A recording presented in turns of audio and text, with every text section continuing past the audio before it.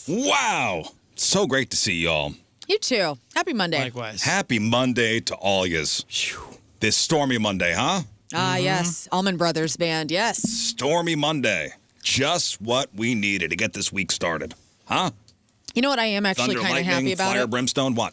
I did some gardening yesterday, and honestly, I love that it's raining The right now. plants Oh, yeah. They're going to crave love it. water. They need it to grow. I know. It does help. Learn, how does your garden grow? Not well all the time, but sometimes we get lucky. And Scott will appreciate this. I planted some citronella yesterday, like for mosquitoes, Yes. right settle down. by my porch. So as you walk up, you get this great lemon. Citronella, you don't say, huh? I don't say. Whoa. When I do it, I say it. No, that's brilliant. It's awesome. Moon is in Germany, detained. Oh no, Oh, no, I'm sorry, I read that wrong. Flight canceled. Okay. cancel. Lucky. Flight canceled, so he's been delayed a day. He was bitching yesterday. I go, just go and have some bratwurst and enjoy. Yeah, just stay there. Right? Here in Germany, go have some bratwurst, enjoy. You're fine. Some schnitzel. We'll see you tomorrow. Yeah, have some schnitzel, like you said, Yeah. and enjoy yourself. Snub. Shove some schnitzel down your gullet, and you'll be fine. Yeah. Or snub some, which is how they say it in Germany. Yes, As I am a well-traveled person. you are very bilingual. Hope you y'all had a good weekend. I did. I know, Learn, you guys had a show on Friday night down there in is it Smithton? Smithton, Illinois. I have never been to Smithton, even though it's in my county of Monroe. And something for the first time happened at a Lane Narrow show, and I hope that it continues to be a trend. Tarps off? Tarps off. Are you serious? I am serious. I started singing Stairway to Heaven, which is it starts slow. It's a 7-minute song, starts slow. Quite emotional for people. You think about people that are dead. And then all of a sudden, a couple of listeners of this show, I won't name them, one of them, hammered drunk, took his shirt off. And then I said, you know what? I just threw that out there as I'm surprised. a joke. It happened. One guy took his shirt off because he was hammered. He danced the entire time. I love him so much. And then I said, yeah, take your shirt off. And then all sorts of men took their shirts off. 2 thumbs up from this girl. I was That's so happy about hilarious. this. It was I excellent. was watching the the Cards game last night, and Tarps off, still a thing down at Busch Stadium. And I'm thinking, what's it going to take to ruin this? It's a Lane Narrow show. What's it going to take for the Tarps to go back on because somebody's pissed? It's going to take a woman. It's going to take a woman to Well, go, yeah, we why can't can't take our why tops can't I off." take my tarp off? Right. Which I think you can. Yeah, if you got a bra on or something. You're up for it. It's not inappropriate. Which I think you can. Yeah. And it's gonna take a woman to go, well, since we can't have our tarps off. Oh, that's what you think it'll be? Yeah, No, I I think do. it'll be somebody I do. upset about it. I don't think it'll be a woman saying it. I think a woman's going to do it, and she's going to have a sports bra on, and it's going to be appropriate, and then some mom or dad's going to be like, absolutely not. What dad is that going to be? A prude dad that sucks. Because we will issue swift swamp justice Yeah. to that It's gentleman. the dad that's pretending. His wife's really mad, so he's like, oh, yeah. Outrageous. Harold, can you believe it? Outrageous. Yeah. The girl with the big bazooms with her sports bra on. Oh, man. Huh. Speaking of that, I was driving down Manchester yesterday, and I am a heterosexual woman. I saw a woman walking, like power walking, and her jugs were flailing about. And I had to take Tim to get, I had to take him to the airport yesterday to pick up his car. And I was like, oh my God, did you see that woman? He actually didn't see it. But this He woman's saw it. breasts were flailing about. He saw it. Woman, I you have- say? I've seen nothing but trees I and have nature. my hands. He was looking at 10 his and phone.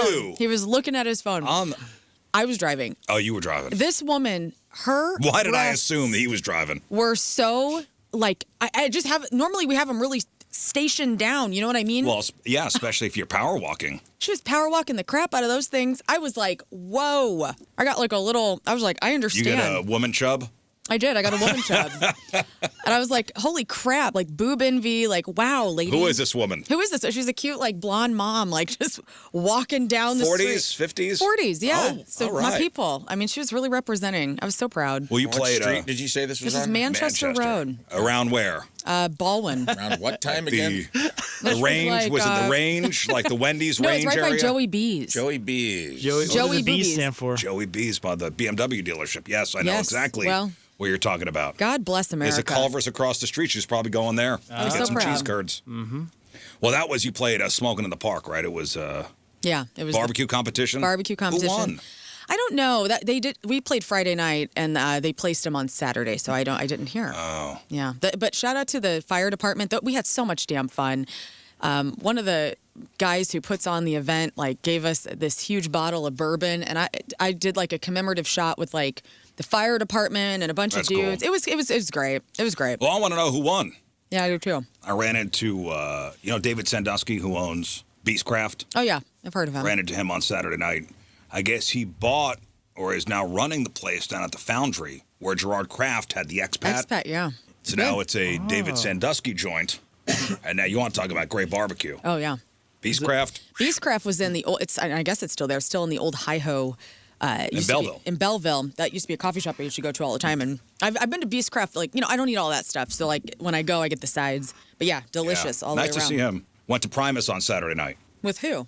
My buddy Dan. Was it just all dudes? I feel like they're the rush of the 90s. I'm gonna ask you this question. What was the average age of a Primus concert attendee? 45. Would you say 45? Yeah. There was not one person in there under 40. Not one.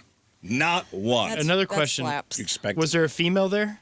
There were, good. Okay. Good Okay. amount of ladies there. Okay. Nice. Wow. Good amount of ladies. Was it more dudes? Yes. Yeah. But scanning the crowd, scanning the line. There's single ladies there, or was this more of a got drug along? Wives getting Tough to drug tell. along? Tough to tell. Everybody seemed to be having a good time.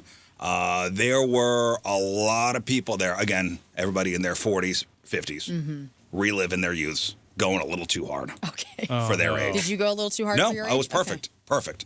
Perfect. Okay. Nice. But I noticed a couple people maybe took some mushrooms, maybe took some other psychedelics, and they were in no condition to be at a show.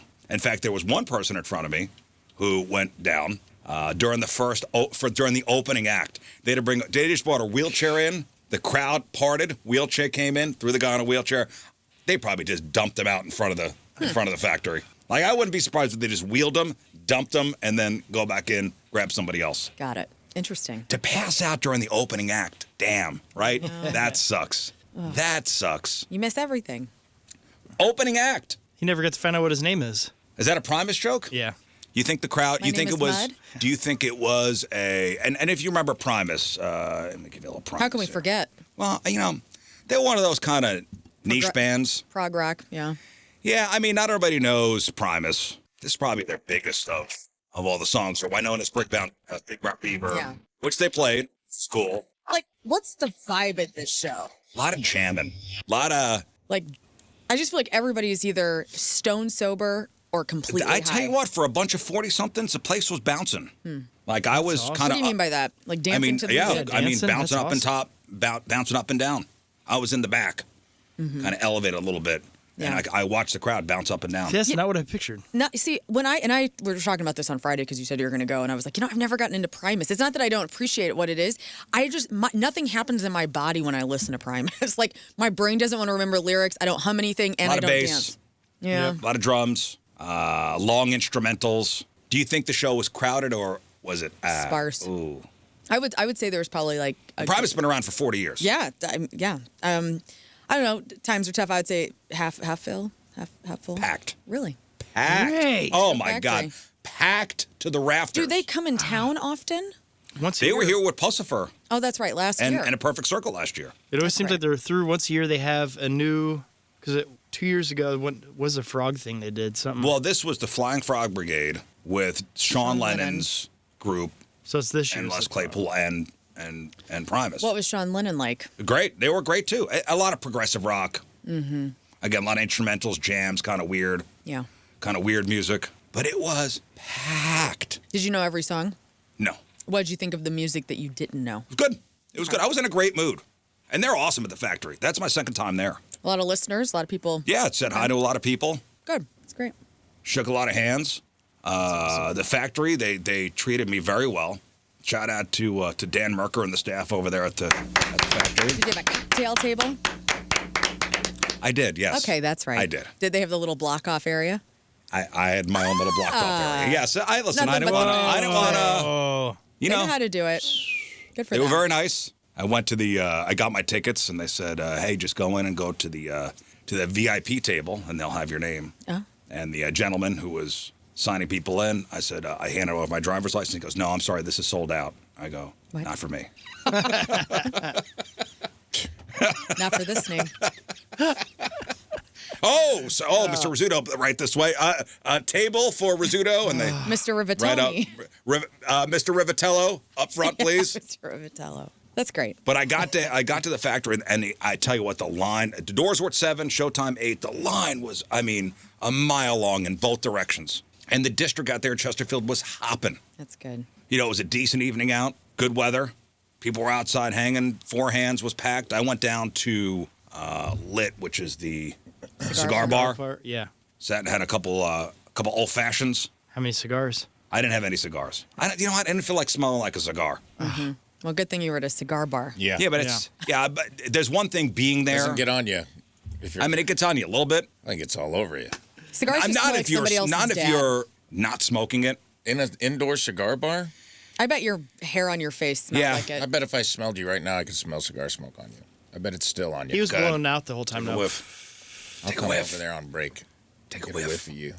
I'm sure it smelled like little. Yeah. But not as if I'm smoking and around, like somebody blowing it on my face. Mm-hmm. They have a nice bar there. I was watching the Cardinal game. That's good. Did you see the Wild Hungarian take his shirt off? Who's the Wild Hungarian? Oh, Al Rabowski. Al Rabowski, Was yeah. that Saturday night? I think it was. I didn't. Oh, it was fabulous. I didn't. But it was a good show, though. I'm kind of in love with him after that. I don't know. Anyone else? For an older fella, he's in pretty good shape. Yeah. He's a good time.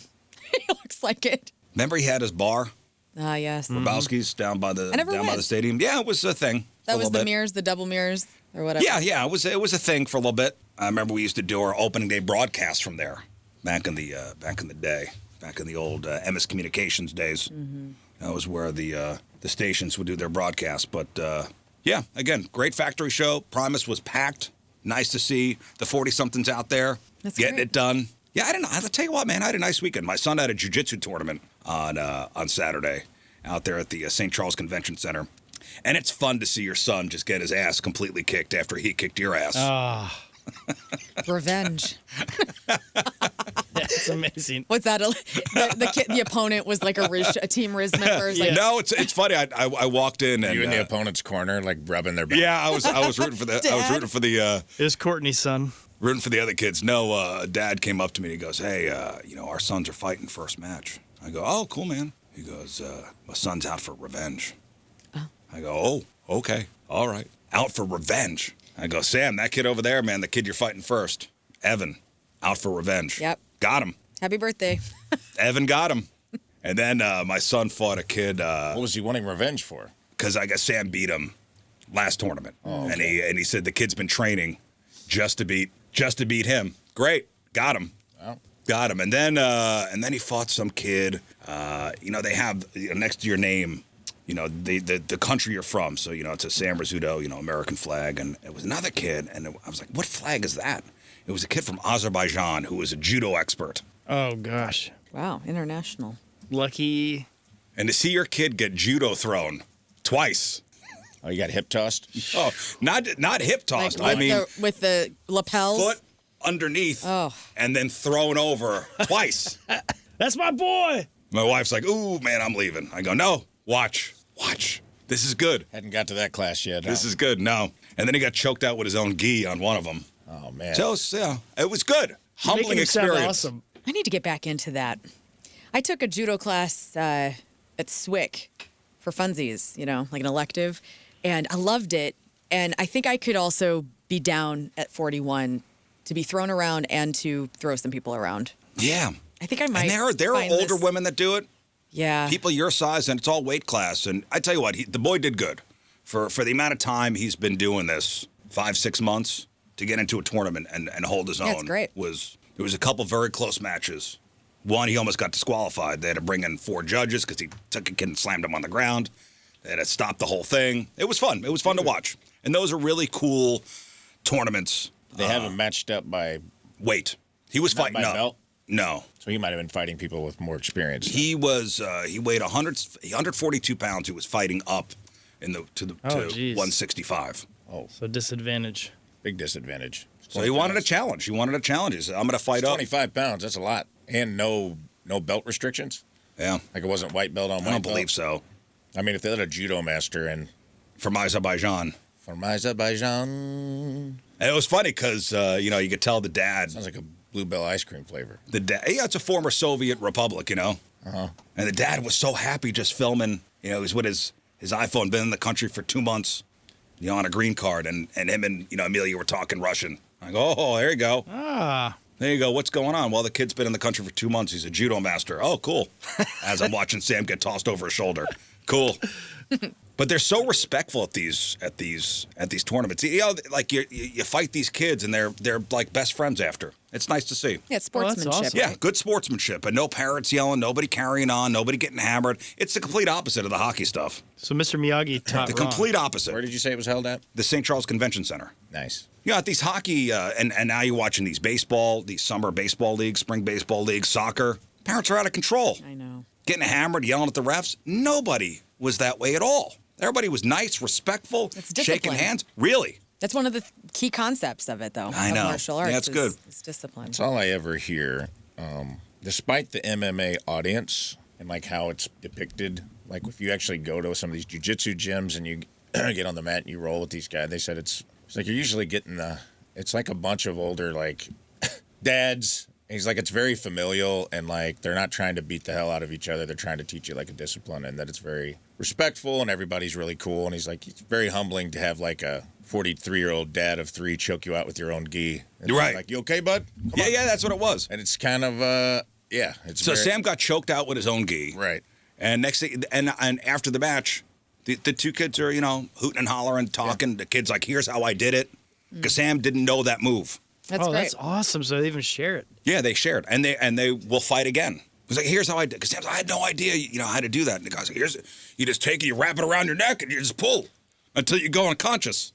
Jeez. Because I guess when you fight with the gi could be used as a weapon. So I guess the loss of oxygen makes it easier to be like, hey, buddy. Yeah, hey, bud. It's okay. You're a good guy. That's okay. It'd be a funny event to have the kid be like, you care if Jeremy sleeps over? The kid that just choked you out? Yeah, he's cool. Yeah, and that's what it was. That's what it was. He was so gassed by the end, I wound up driving him home. Aww. I was like, I sent Meals home. I go, let me just drive him home. Because he was like, the adrenaline dumps. You get the shakes. Yeah. Can't imagine that one. It would take me 4 days to recover. The kid went to work after. Same day? Yeah. Went home, took a shower, and went to work. I go, okay. Take me 4 days I'd still be in trouble. I'd have to probably call out. I wouldn't be here today. Now, speaking of health, I did this sleep test last week, and I finally got the results. I can't wait for this. I got the results of my sleep test on Friday. What's going on? Well, I believe they call it moderate sleep apnea. Okay. Welcome. Moderate sleep apnea. So I'm like, moderate, huh? That sounds okay. Yeah. And they're like, no, it's not good. So sleep apnea is a condition where your breathing repeatedly stops and starts while you're asleep. And Rafe, you are a sufferer of sleep apnea. Yes, I am. Sufferer, enjoyer. Enjoyer? Yes. It's like jujitsu for your lungs. Just fighting to survive? Every night I'm trying to choke myself out. So far, I'm undefeated because I wake up every morning. So the most common type is obstructive sleep apnea, which happens when the muscles in the back of your throat relax too much and temporarily block your airway. So doctors, measure the severity of sleep apnea using this thing called the apnea hypopnea index. I'm probably saying that wrong, but it tracks how many times your breathing pauses or becomes shallow per hour of sleep. Mm-hmm. So they said every 3.5 minutes I have an episode. Wow. I'm like, just that's not breathing. Moderate? Yeah. Well, you could hold your breath for how long can we hold our breath for? I don't know, but every Like 3.5 minutes I stop breathing. Goodness. Every 3.5 minutes. But the moderate is between 15 and 30 times per hour. Mm-hmm. I go, that's a lot. That's not moderate. That sounds pretty damn severe to me. I would say moderate is a step up from normal. I mean, you know what I mean? Like, mild is 5 to 15 mild. events per hour. Moderate is 15 to 30 events per hour. Severe is more than 30 events per hour. Okay. Hey, listen, if you share a bed with somebody who's been dealing with loud snoring or, my wife would say I would be gasping for air in the middle of the night. I was 87 87? Wow. Damn. in 1 hour. Oh, I guess compared to that, I am moderate.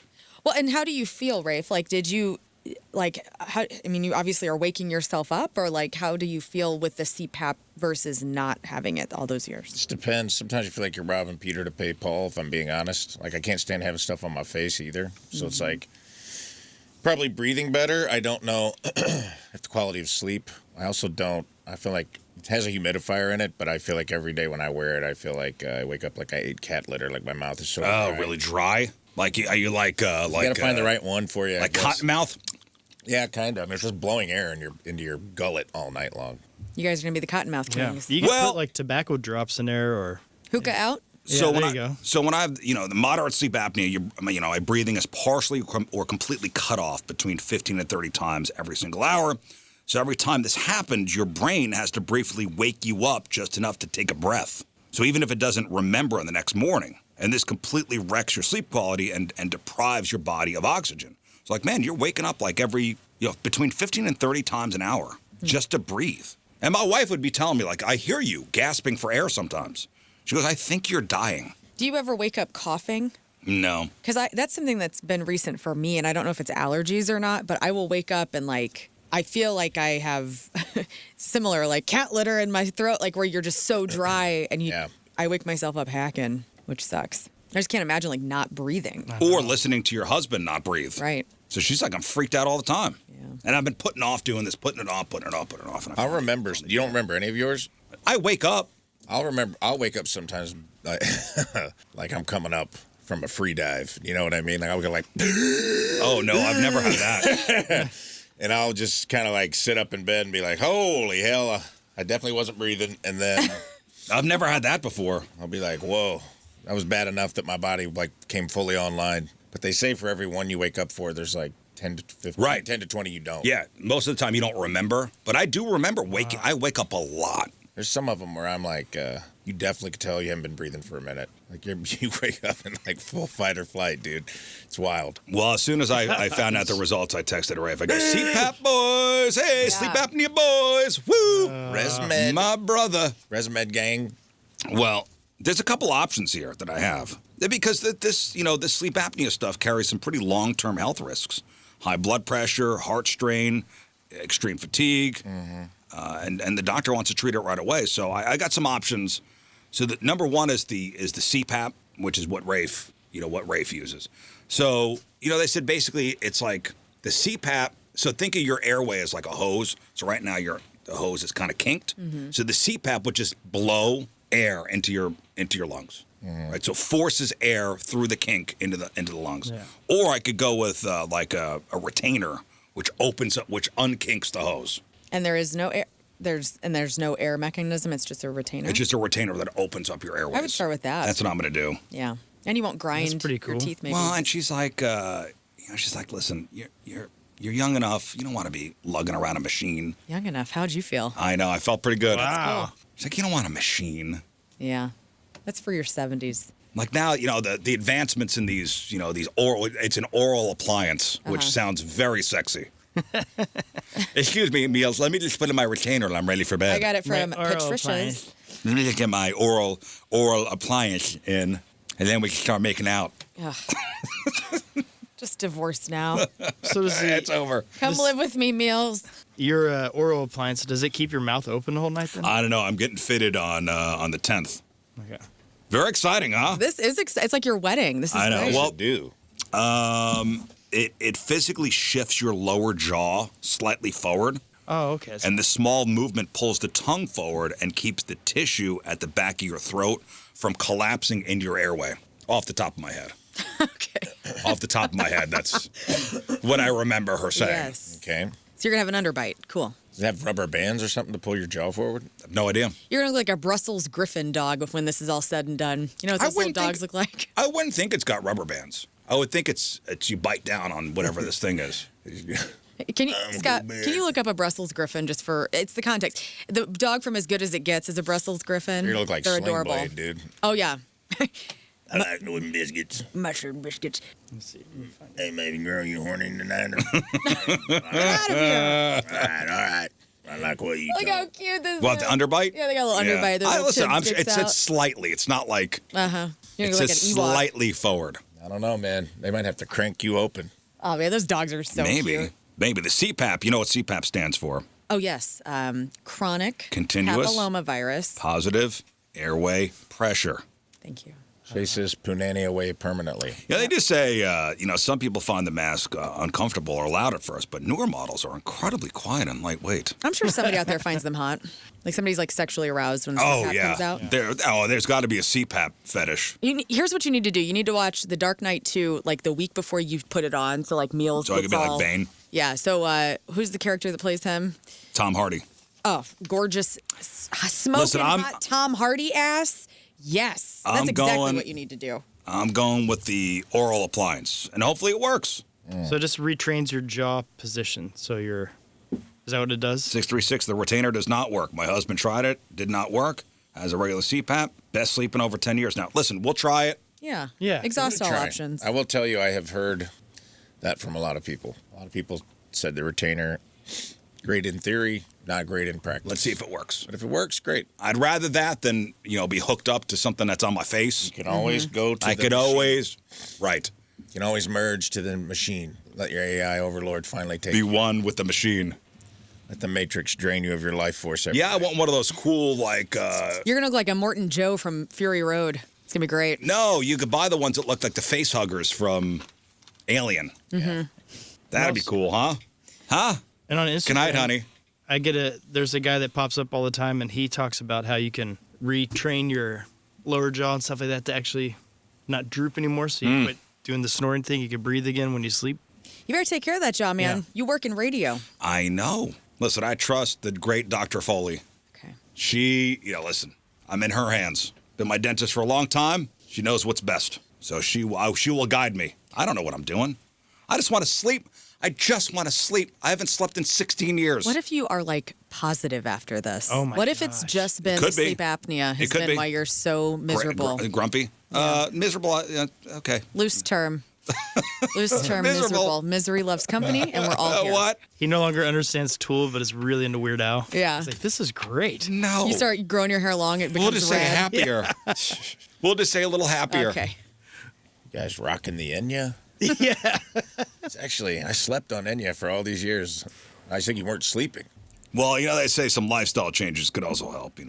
Weight loss, carrying extra weight around the neck can narrow the airway. You got a thick neck? What's up with you? What's going on with my neck? My neck You got a gained normal weight. man neck. I got a normal neck, right? Yeah. Okay. Yeah. It's totes. Alcohol and sedative medications relax the throat muscles even further, making the airway collapse. Way more frequent and severe. Martini boy. Yeah, cut back on martinis. Martini boy. All right, we'll see. I get fitted on the 10th. That's exciting. Can we all come and as you walk out, we get to like applause? Like Yes. A wedding Yeah. dress? Yes. Have you fall asleep for us so we can watch you? Like, oh, this is great. It works. All the experts now check it out on the Well, text. you should listen to some of them. Yeah.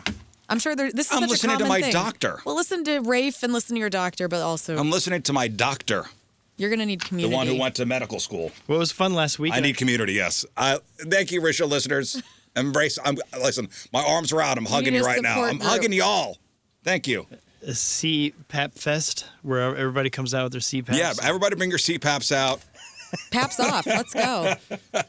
Yeah, I was in Shelvina last weekend, and upstairs is where all the rooms are at. And it's so funny because my uncle's in one room, my mom's in the other room, and you can just hear all their machines going. All the oxygen. Yes, great. It's Yeah. like going to the casino. Yes. The cavalcade of oxygen tanks. That's when you go to the casino. Speaking of which, summertime, Moon is with his family, right? He went to, I know he had a couple Goldfinger shows out there, but I think it's a vacation pretty much. Yeah. Right? Played a couple shows and pretty much on vacation. Brought the kids out to Paris. I know the soccer team out there won the championship. That's cool to be out there for that. Cool as heck. Yeah. Yeah, my wife was out in Paris for the World Cup when they won. So that was amazing. But Moon said the crowd hit the streets, well after 10 p.m. It kept going. But if you're planning to get away this summer, what are, and we'll call this the big regret, according to a new survey by a travel insurance firm, what is the most regretted vacation destination for U.S. travelers? What is the most regretted vacation destination? You've heard all about it. You go. And Is it Orlando? And you go, this is not it. Orlando's number 4. I was gonna say, that's a great Ooh, guess. is it the Grand Canyon? This city specifically. Oh, city Is specific. it okay. Vegas? And in fact, you know what? This is a U.S. traveler going somewhere Oh, okay, worldwide. What city? And they go, man, this is just. I heard so much about this place, and it just is not living up to what I expected. New York City? That was number 2. Is it Dublin? So with New York City number 2, Just Orlando US. number 4. It's worldwide. Oh, it's worldwide. I'm sorry. Okay. Was it London? London was number 7. Really? I figured that would be one of the coolest ones. So Paris then? Paris number 10, which I'm going there in August. Sao Paulo? Awesome. Brazil, no. Rome. Yeah, I was going to say Rome did not make the top 10. Everyone complains about Rome. Number 1 was Vegas. I think you said that before. Oh, Las was Vegas? Oh, Vegas. Las Vegas is the most regretted vacation destination for U.S. travelers. I wonder why they regret going there. Yeah, they lose Because- everything. My house. Because they lost My their marriage college. is over. I've lost all my money, and I have a venereal disease. Yeah, I saw 7 hookers. Yeah, I have VD, and I drained both my kids' college funds. Decisions were happens. made in Vegas. Sounds cool to me. 573 says Amsterdam, and I've heard that too. Amsterdam is Oh, really? okay. Now you gotta love the drugs and the sex. Yeah. I Have don't you know. been to Amsterdam? I have, and I liked it. I didn't, and it wasn't because of that. It was their airport was so awesome. We had like a 14-hour layover there coming back from Russia, and they had a tram that you could put your suitcase in a locker, and they had a tram that ran straight down to like downtown Amsterdam. And you could go hang out, and they'd tram you back to the airport. Like, it was so visitor friendly, and it was beautiful. It was like it felt like I was on a set of like the Beauty and the Beast Disney movie. Like the architecture was really beautiful, and it was like St. Petersburg was pretty, but it was old and kind of run down. But everybody I know Amsterdam looked like it was cracking. everybody I know who's been there We went to the red light district and walked around. It was would go just to party. Like, Yeah, I mean, oh man, they got these hash bars, but that was before. It's definitely part of it. That was before you couldn't smoke pretty everywhere. pretty much everywhere here.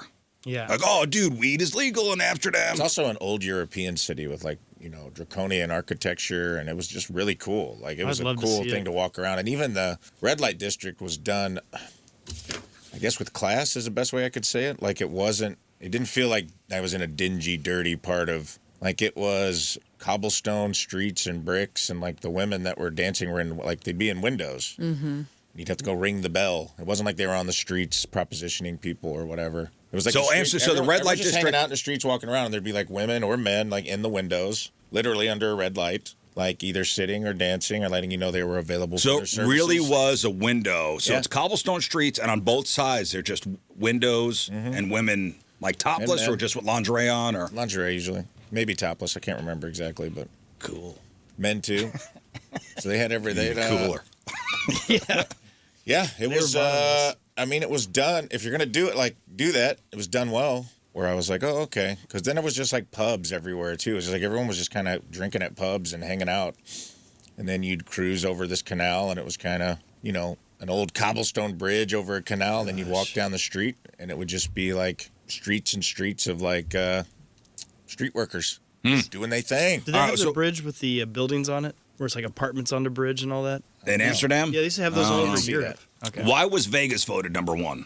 What was the number 1 reason why Vegas was voted number 1, the most regretted vacation destination? Is it just because there's like so much going on that it's No, no it was the price. relaxing? Oh, the price. Oh, okay. It was a price. You get there, and not only are you gambling, there's the lights, the sounds, it's a lot. But then you're like, oh, a $26 mini bar water bottle, cool. Nothing is cheap there. Nothing is cheap. Gone are the days of the $4.99 steak dinner. Yeah. Or are they even being stingy with the comps now? I think so. Yeah, I don't see a lot of it when So I'm there. you don't get free sodas and stuff I like mean, that you get anymore? free cocktails on the floor, Okay. but when you're gambling. But everything is so expensive. Damn. New York City was number 2, and that was pretty much everybody saying it's an expensive tourist trap. Everything, but you got to go to the right spots. Yeah. If you go to like Times Square, of course everything is expensive and crowded. And all right, I'm going to go to the Statue of Liberty. I'm going to go to I'm going to go to the Empire State Building. I'm going to go to a Broadway show. It's all touristy. Miami was number 3, which I'm not a huge fan of Miami. Been there a bunch. I don't know. It's not my scene. It's such a funny scene down there. It's this different world. Surprisingly, Honolulu was on this list. I'm not surprised by that. Really, I thought that was like paradise. Yeah, I've heard people complain about Honolulu. The small islands are awesome, right? It was not my favorite. Really? Of the whole time. It felt very commercialized. Like Honolulu, when I went, it was just like Waikiki Beach is just a giant mall. Oh, really? Yeah, I don't remember where we stayed. We stayed right on Waikiki, and it was just like, it's just ton of just packed with people. And you're just like walking down to the beach, but you're walking through like, there's a Gucci store. And you know what I mean? Yeah. It just felt very commercialized and weird to be in paradise. And yeah, that's why Cancun was on this list at number 5. It's the same. It's on probably the the other same side thing. of the island in Honolulu, when we drove up to the top, where like the Obamas live and all that, where we saw Eddie Vedder and Obama, that part was cool. Yeah, the north that's the side is affluent cool. area. So it's not the island itself. Where it's they don't just- allow the it's regular just folk. specifically Honolulu. Like it's very touristy, whereas like the island of Kauai and Maui were really chill. Very, very cool. Well, if you love a good conspiracy theory, and I know you guys have all flown through the Denver International Airport, and you guys know for decades people have joked, and some seriously believe that hidden beneath the airport lies a massive network of secret bunkers. You know, the New World Order headquarters, maybe even a civilization of lizard people. Yes. Yeah, we don't joke about it. Well, the airport is finally opening the doors to the famous underground tunnels, but instead of military bunkers, they're turning them into pedestrian walkways. So they're actually opening up underneath the airport for people to check out. That's the first layer. Show us the bottom 10, okay? Right, you're right. Listen, this is the perfect way. They're like saying the quiet part out loud. No, we know what's going on even below that layer. Yeah, I want to see that highway under there too that connects to Springfield. And I want to see DC and- Beyonce's mansion down there. Right now, if you want to get between concourses A, B, and C in Denver, you pretty much have to ride the underground train. But airport officials just announced a massive new project to convert sections of the old off-limits underground baggage tunnels into walkways for passengers. Yeah, they want you to think everything's open, but That's right. underneath that is where the lizard people live. Right. We're on to you. We are so on to you. We're on to you. So, have you guys been out to Europe? Yes. So when I go out to Paris for the first time, I've never been to France. I hear everybody still smokes out there. That's what I heard. At least when we were in Israel, everybody was smoking. Yeah, Paris is like known for that. Right. There is some massive news on the public health front here in the States. The number of American adults who smoke cigarettes has officially dropped to another all-time low. So according to new government survey data released last week, only about 1 in 11 adults say they currently smoke. To put that in perspective, way back in the mid-'60s, 42% of U.S. adults smoked. We were so cool then. Way cooler. Gosh, It not looked a cool way country cooler. anymore. Now we're just a bunch of squares. I wonder on the cool index how far we fell down. So 1 in 11 now, and 42% back in the 1960s. We've come a long way since then. Thanks to what? Cigarette taxes, price hikes, public smoking bans. The general social shift away from lighting up in public. I mean, now smokers are like relegated to like little corners, places. Oh, yeah. Carton of smoke's like $100. Is it? Yeah, Tim was just down in Atlanta with all of his guy friends, and his buddy who lives in Wisconsin's like, I am stacking up on smokes, like cartons of cigarettes, because in Wisconsin it's even more. And so Georgia, to get like 10, how much is in a carton? 10, I'm 20 assuming? packs? 20 packs, yeah, so it's 100-something bucks. Holy. So I, Is it 20 packs in a I think carton? it's 10. know. Is it? Okay. 26 in a pack. 26 in a pack. 10 packs in a carton. Right.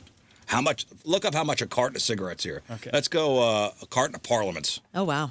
It was my. Doesn't Dave Chappelle, that's all he my smokes is cigarette of Parliaments? choice. No, I think Dave Chappelle's an American spirits guy. Oh. Although he seems like it. Carton of Parliaments in Missouri. Why was Marlboro Red such a hot thing for chicks to smoke in the 80s? Were they? Yeah, I remember hearing like a movie quote, and it's like somebody's smoking Marlboro Reds, and it's like a I think hot girl. I think because it was ironic. Oh.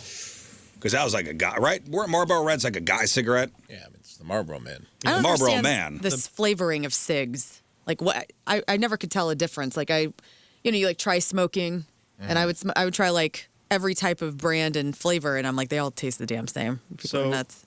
According to Warehouse Runner, and they track for Costco, it ranges from $99.50 to $173. Woo! 173. People are asking, all right, so how many vape though? Okay, I do have that number. Well, cigarette use is down. E-cigarettes have slowly been inching up over the years. Vaping rates held pretty steady last year at about 7% of adults. So 7%. So 1 in 11 smoke cigarettes, and 7% of adults vape. 7? 7%. Wow. So what's the population of the U.S.? 700 million? No. 300. 300 something million, 70, So what's 7% of that? 338 million. Well, that's adults and kids. 340.1 How many million. adults? Sorry. So 7% of adults vape. Still a lot. That's a lot. There's about 276.8 million adults. So 7% of that. Those are your vapors. Yeah, we took a cool hit for sure. Mm-hmm. It's probably good. 19,600,000. 19 million? Yeah. There's vape shops all over the place. I know. You ever seen them old-timey pictures of little kids smoking black and whites? How old? I mean, young. Like 6-year-olds. Oh, yeah. Oh, yeah. Back when they were working on Yeah, they were working in the They were mines. working factory They're shifts, already smoke- adults. Yeah, they're I mean, 12 working in the they're- mines for 12 hours a day. Their dad's at war, so they're the man of the house Right. now. Let them smoke. These kids are just ripping darts, man, back in the, like... Can you Well, That's like the imagine? 20s and 30s. I know. That was the era where, like, But I'll be honest, they look pretty cool. They did. yeah, It's not a good thing. I'm not advocating for kids smoking, but these kids look cool. I am. yeah, that was a Let's get them going. that era Let's is get them crazy. talking again. The kids were adults back then That because is crazy, yeah. Salvatore Ferragamo he left Italy, came over whenever he was 12 and started working as a cobbler in New York Yeah. City. And then he brought his brother over and he took care of his like 8-year-old brother. Kids now are and not then they moved to cool. LA and They were in there playing Roblox. Get them smoking. Come on. what the heck? They're inside. Get them Joe- outside. Can we unzip you and your Joe Camel? Like, Get them outside. Give them a pack of cigarettes and say, get out there and go cause some trouble.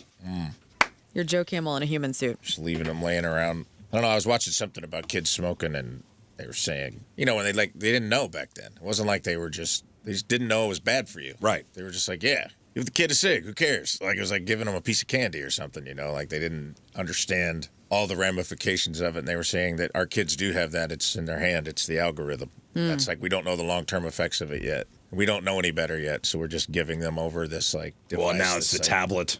Yeah. We don't know the long-term effects of that. Gateway drug. The tablet is the modern day. the cigarette cigarettes. was physically debilitating. Right. The tablet is mentally debilitating, Yeah, and psychologically emotionally. debilitating. I don't know. I'm watching my kid, fight. Kids, 7. Put down the tablet and light up a. Ooh, sorry about that. Light up a red. I'm watching my kid, fight 7 5-round, Jiu-Jitsu competitions. I'd be winded after 30 seconds while I was a smoker. Yeah, I don't know. I was telling somebody. I think it was my uncle owned a strip bar in DeSoto, Illinois, outside of Carbondale. There was like all the strip bars are there because they couldn't have them in. So there would be there was a place called JB's, a place called Changes. There's a couple other small ones that have popped up here and there. But he used to do like unsanctioned Thursday night fights. I don't know how he got away with it. Honestly, he probably wasn't supposed to be doing it. But he put a boxing ring in the middle of this like strip bar. And guys from all these other towns would come. You could just sign up to fight. It wasn't like sanctioned fights. You could just be like drunk. Was it like a It was like guns blood and sport? hose, kind of. No, it was like a Van Damme, like it would be underground like guys fight club? from all these small towns coming and getting drunk with their little group. Oh, okay. And then they'd be like, hey, you want to fight this Would guy? they wear You wanna gloves, fight this or guy was from it bare Murfreesboro?" knuckle? No, it was gloves. Like you put on boxing gloves. They do the whole thing. You Headgear? sign up. Headgear, they'd announce you. How cool. I got my buddy Brian to fight, and he was Brian the Love Organ Morgan, and we got to like announce him, you get to be like their corner man. Yeah. So your friends like fighting. Cut me, Mick. And it's like in between rounds, we had it wasn't like we had like cold presses and towels and like Vaseline to put on them. So we were just like giving them a cigarette. Right. Like in the corner, we were like, take a drink of this Budweiser and take 2 puffs off this Marlboro and then go back out and fight this guy. It was like Brad Pitt and Snatch. Pretty much, yeah. And it was just like, this was going on like Thursday nights for a while. And there were several brawls that broke out. I think I was talking to Tommy the boss about this because we were talking about parking lot brawls. And I was like, yeah, man, it was such a bad idea because all it was a bunch of drunk guys from all these small towns be like, can you kick this guy's ass? Right, all testosterone Yeah, and up. then One town fighting. And then the corners would be the ones stirring it up. And then everybody just all of a sudden became Don King. We were all fight promoters. All a bunch of drunk fight promoters. And then, of course, it would spill out Yeah. into the audience. And then I've got so many, like, clear the bar out. That was the first time Man, I I saw someone really get missed out living in a small town, honestly. That was the first time I saw someone get hit with a beer bottle and realize they don't break. I really missed out. It sounded like a good time. It was. It was, for the most part, no one got seriously hurt. It was usually, like, No, controlled people chaos. probably did. You just didn't hear about it. I mean, I did see my friend hit a guy with a beer bottle, like, Yeah, and that's- it would not break. It was just making that. Yeah, it's And I was like, oh man! In the movies, clapping they about shatter. Yeah. yeah, it's not like the movies. It's hard. Yeah, he was putting some lumps on people's heads for sure. And and it was dumb. It was very immature and dumb, but it just made me laugh because I was thinking about like your son fighting in this like very controlled environment. That was our jiu-jitsu tournament. Right. Was going and smoking cigarettes in the corner and chugging Budweisers in between rounds of fighting a guy who did you no harm, just happened to live in another town. Yeah. Well, listen, this whole smoking thing, public health advocates are calling this a monumental achievement that has saved millions of lives and billions of dollars in healthcare costs. But, there was a time where you could light up almost anywhere. Airplanes, inside restaurants, even at your own desk at work. You had that. Oh, yeah. Scott pulled up an ad. Here's a really good one. Oops. Scott pulled up an ad that said... This one right here, this one's incredible. Not one single case of throat irritation due to smoking Camels. Yeah, thank you, Camel cigarettes. And it's a doctor smoking. Yeah. But no, the other one is, more doctors prefer Camels than... There's like almost 30,000 doctors prefer Camels to anything else. Yeah, smoke inside hospitals, like while you're getting a checkup, the doctor's smoking. How cool did it look, though, when they were smoking on, like, talk shows? Oh, yeah. Johnny Carson would be smoking. Yeah, you watch like John Lennon and Yoko. Yeah, everybody's smoking. Away. Yeah, man, cool times. The Friars roast. Most of them died from lung cancer. Fine. Horrible deaths. It happens. Fine. But man, when they were alive. I mean, now you can get lung cancer without even smoking, so it's a crapshoot, right? Yeah. Kidding. Who knows what this vaping's doing either? I know. It's only liquefying lungs. It's irrigating your lungs in a way that doesn't need to be happening, probably. Yeah. Irrigating or irritating? Irrigating. Like it's vapor. So it's technically like water in your lungs, right? Yeah. In some degree, the osmosis. Yeah. All right. Quick mental inventory of your inner circle. Do you have any close friends that smoke cigarettes? No. Scott? Ooh, that's a good question. I think. I don't. Maybe not. I can't think of anyone. Even at I know a coworker. Even at that pretty much sold out Primus show on Friday night or Saturday night, there really wasn't much like of the smokers outside. Mm-hmm. Even at a big show like that, there were a handful, all kind of off on their own. Yeah. Kind of in a corner smoking. But that's the smoking news. Now, warmer weather's finally here, which means it's officially prime time for picnics and backyard barbecues and patio dining. But along with those sunny vibes comes a less than glamorous summer staple that doctors say spikes like crazy during this time of year. Any guesses? It's food poisoning. Ooh. Yay. This is what we need to look out for, guys. Food poisoning. Millions of Americans get hit with foodborne illnesses every year, and the summer months, I mean, we're in peak season, guys. We're in peak season. Yep. A lot of potato salad getting left out on the counter. Right. That's right. That's what it is. Is that really what it is? Yep. This is what happens. You're hanging out. You're at the pool. You're at the park. It's easy to leave the cooler open. Forget how long that potato salad's been sitting out there. Outdoor settings usually mean we don't have easy access to soap and running water, making it way easier to accidentally spread stuff around. Yeah, how long's that potato salad's been out there? It's fine. Should be fine. Let me smell it. It's fine. That's fine. I mean, it can't go bad if potatoes grow in the sun. And It's the mayonnaise. But if you've ever had food poisoning, you already know it is a miserable experience. The classic nausea, vomiting, stomach cramps, the diarrhea. You might feel fatigued. You have the muscle aches. You get a headache. And depending on the bug, symptoms can hit anywhere from 2 to 10 hours after eating. Though some it takes maybe a couple days to show up. So just be careful, guys. Yeah. Wash your hands with soap and water before eating, but also after swimming and petting animals and handling trash. If you're going somewhere remote, pack the hand sanitizer. But also watch the danger zone. Bacteria thrive on food left out between 40 and 140 degrees. So keep cold foods on ice, keep hot foods hot. Don't let perishable food sit out at room temperature for more than an hour or two on hot days. We've all been there. Show up to the barbecue late. Mm-hmm. I gotta eat these wings. How long has that been sitting out? You love potato salad, Rafe. Just don't ask. You gotta get in there. That's the only smart thing to do. Better off if you just don't know. If your body doesn't know, if your brain doesn't know, your body won't notice. Yeah, it's psychosomatic. Yeah, you're right. Food poisoning bugs can sometimes be contagious within a household. So if you or a family member comes down with it, give the bathroom a serious scrub down. You protect everywhere else or protect everybody else in the house. So, just be careful. It's the season for that. Also, speaking of food, harken back to the cafeteria at high school or at junior high. Good times or bad times at lunch? Good times. Good times? Mm-hmm. I mean, once you find your crew. I remember having being the new kid at school and not having anybody to sit with yet. Yeah. And that sucked for like a couple weeks. Oh, you sat by yourself? I did. Oh, no. I was like, oh, God. Looked like Taylor Hanson by myself. And then I found my crew. So that's when you moved into the new school? Yeah. Yep, I feel the same on that. School cafeterias have always been a bit of a social minefield. But there's a new thing. There's a new thing that's making lunchtime really miserable for students. It's called lunch shaming. Lunch shaming. What? Wasn't this around when we were kids? Yeah, I was going to say, this was the thing in the 90s. Okay, so what would you think it is? It's when you look at somebody's lunch, what they brought, and you're like, oh, you got Gushers? Was your mom a hoe?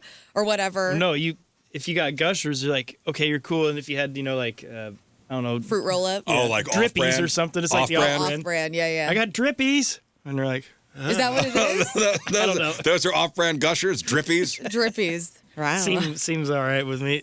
Rafe, what do you think modern-day lunch shaming is? I think they nailed it. I think it is when somebody's brown bagging it, you make fun. Oh, you got a peanut butter, no jelly? I can't even afford jelly. What Hey, else? the Williamses can't even afford jelly. No chips? You're trash. No, essentially, kids are secretly taking photos or videos of classmates while they eat and then posting them online. Oh, that's hilarious. So, when they're throwing, chips in their mouth? Yeah. So it usually targets two types of students. One is the lonely eater, Yeah. which is Learn. Okay, I don't It's like me. Okay. Learn's the lonely eater, Look at this nerd. sitting by themselves, or the ugly mouthful. Ah, yes, the glutton. Somebody caught mid-bite in an unflattering pose. Ah, Lord. Darn it. I was in hopes it was like their friends, busting their Right. faces. No, the photos end up on social media, and what used to be a passing moment, of cafeteria teasing, is now public. It's permanent, and for the kids, already with the low self-esteem, it's pretty devastating. Bunch of jerks. Dang. That's one of those we never Yeah, never we didn't had have to deal with. phones. We didn't have to deal with that. You just But you would do it at the table. You would do it at the table, they'd Oh, be look done. at Travis, dude. Look at him. Oh, he's got chili all over his shirt. Ah, Travis. We would do that all the time. We'd watch people, eat a hot dog and say things. Yeah. It was terrible. Oh yeah, but that's what you did. But it was over. Yeah, it was over. But They it- never knew. But it was once lunch was over, it was over. Yeah. We're like, ooh, Debbie's got stinky food. Debbie's got ranch dressing on her chin. Oh, Hey, God. Debbie. But now it's out there. Now they're Yeah. posting it. Now it's That's terrible. making the rounds. These modern day bullying techniques. Thank God. Oh, you think you're safe in here? Oh no, I'm not We all safe in got here. phones in here.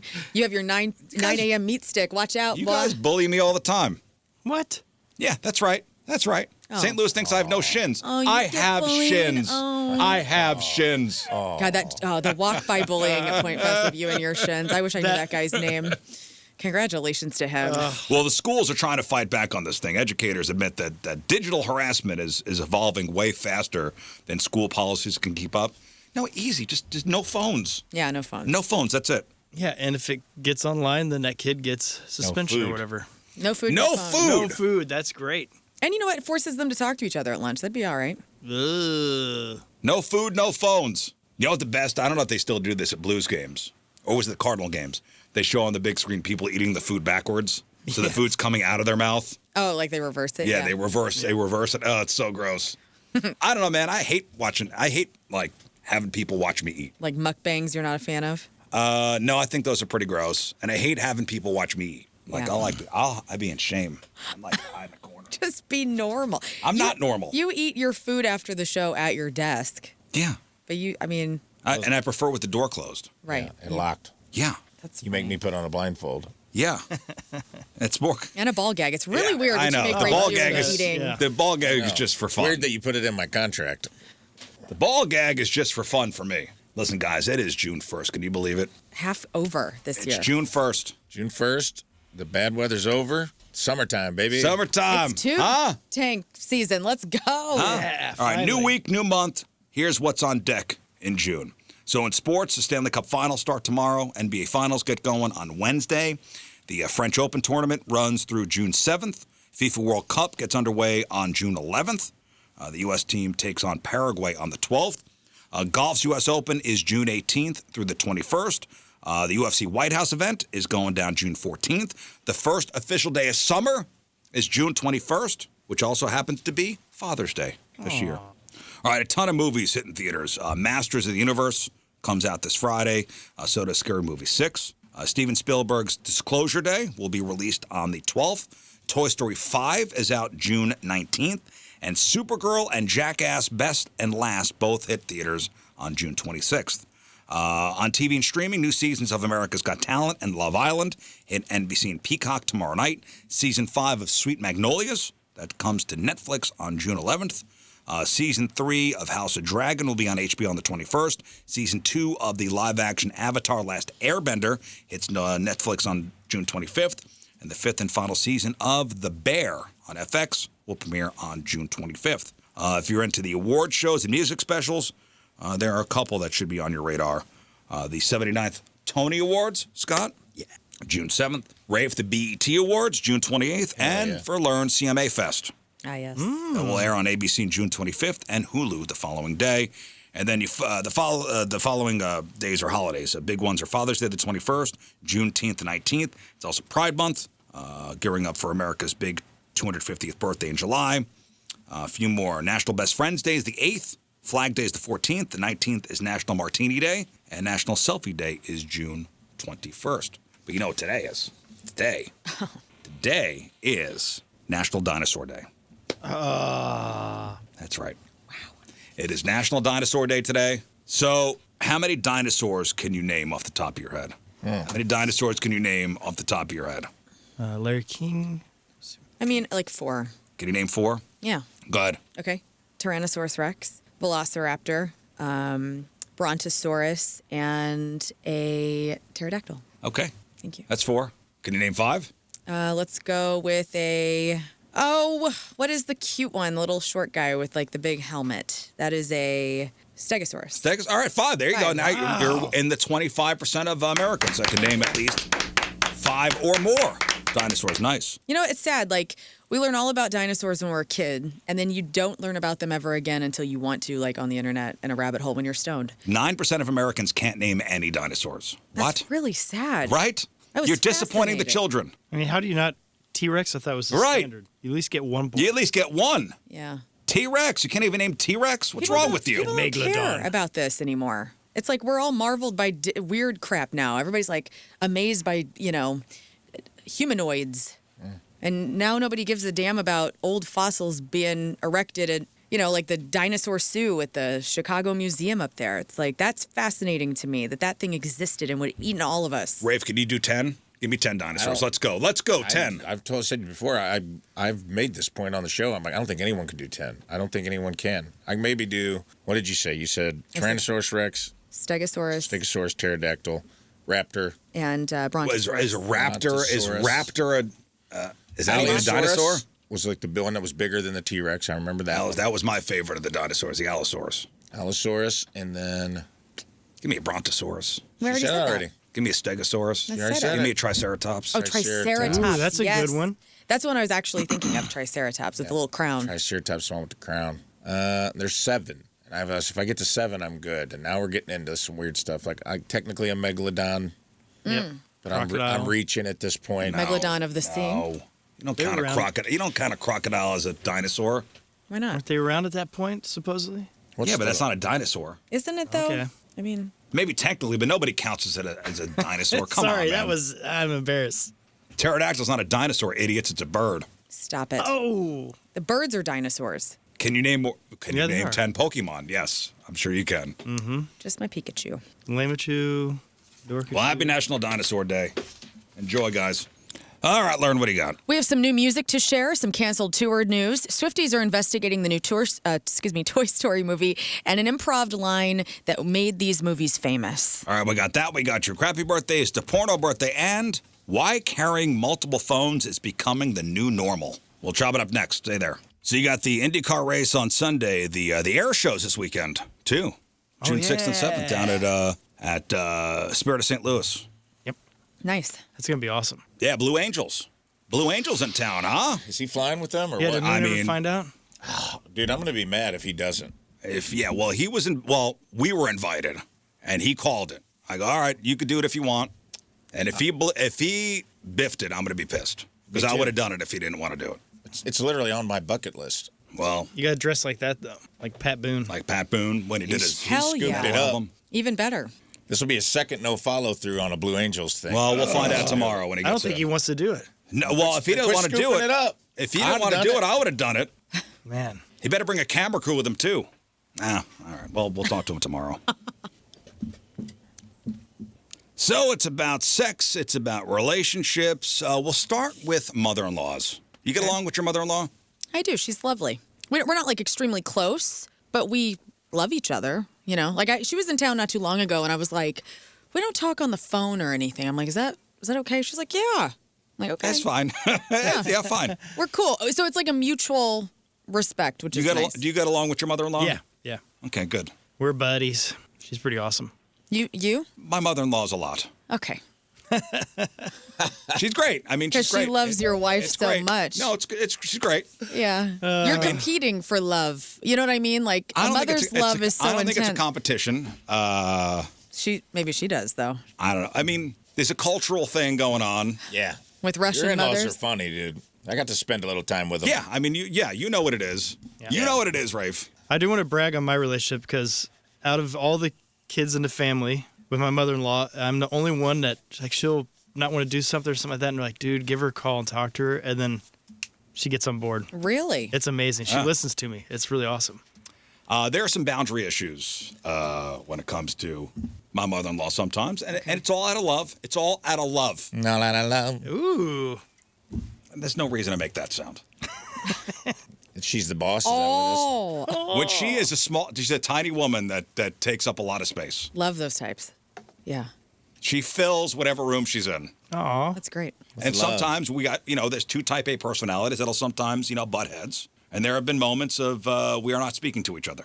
But That's great. I'm glad you actually have that because I brought this up with my mother-in-law again. We had like some deep conversations last time she was in, and I said we never have conflict on this side of the family. I find conflict because my family is very confrontational and loud and nuts. your family's confrontational. Right. Yes. My husband's family is not. It's a very waspy environment, right? Where it's like, I would say passive aggressiveness is probably reigning supreme if there is any negativity. at all. Right. And so I'm like, why don't we have conflict? And she gave me some back story as to why not. Like it has to do with trauma in her life, like as a child and like having a Sure. combative relationship with like a father and an older sibling and whatnot. And I thought that's interesting. And some people they either become combative and confrontational later in life, or they just completely submit and don't want to have confrontation at all. And that's kind of where we're at. And I get upset because I'm like, things have been wrong, but we never address it, or we just like let it slide through. And that drives me nuts. 'cause I My like to wife confront things. and I have seen more than one marriage crumble because of a mother-in-law. Really? Yeah, an overbearing mother-in-law. And usually it's the husband's mother Yeah. Yeah, that's what like Monster-in-Law That with is- Jane Fonda's all that about. is up in everybody's business that Right. will cause the marriage. Yeah. For some reason, it goes that way I think it's because in our travels. and I think that's because you have like Mama's it's like boy. like a mama's boy and like a mother's love of a son, and now you got this woman coming in for certain marriages. You know what I mean? Like, and I felt like that was like the stereotypical conflict. Yeah. That's how my relationship is with my wife and my mom. 'Cause I'm a big mama's boy. Right. So. And, Oh yeah. And Al and your mom are fist fighting all the fighting time. for that love. Yeah. Let's be real. When you say I do, or when you said I do, you probably weren't picturing your mom or your mother-in-law rearranging your kitchen cabinets or giving you a quote-unquote, helpful talk about your bank account. Mm-hmm. But in-law drama is a cliche for a reason. It's real, and it's tough. In fact, research shows that while men getting close to their in-laws actually strengthens a marriage, women who get too close to theirs often feel more stressed. So if you feel like your life isn't quite your own anymore, it's time to hit the pause button. So here's how to handle the in-law factor while keeping your relationship solid. So this is some advice columnist, and see if you think this is BS or if this will work. So number one, teamwork makes the dream work. So the most important rule, your marriage comes first. You and your spouse need to be a united front. They call it the Vegas rule.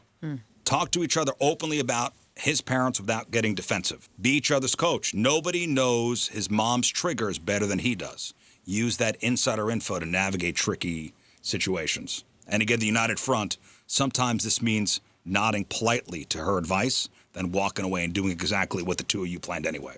Yeah. That's fine too. 1,000%. Lock the vault. Keep your private life private. It's tempting to vent to your parents when your husband forgets your anniversary or leaves his, socks on the stove. Don't do it. Parents don't forgive. You'll forgive him in 20 minutes, but your mom will remember that incident for the next 10 years. Bond with your spouse, not a third party. Involving in-laws in your marital arguments, your spats, creates a 3-person relationship. Keep the dirty laundry between you two. Don't get them involved. I'm a big one on that. Like, they don't have to know everything. They don't know everything, but I mean, even if I was to complain to my own mother about Tim, she takes his side every time. She's like, you are the problem. Well, that's good. Yeah, no, that's why. So That's some of the good. dirty Your laundry mom can keeps be you good. honest. It's not Sure. it's not that way all the time. Pick your battles, but set the lines. Like know that creepy crawly feeling you get when somebody oversteps.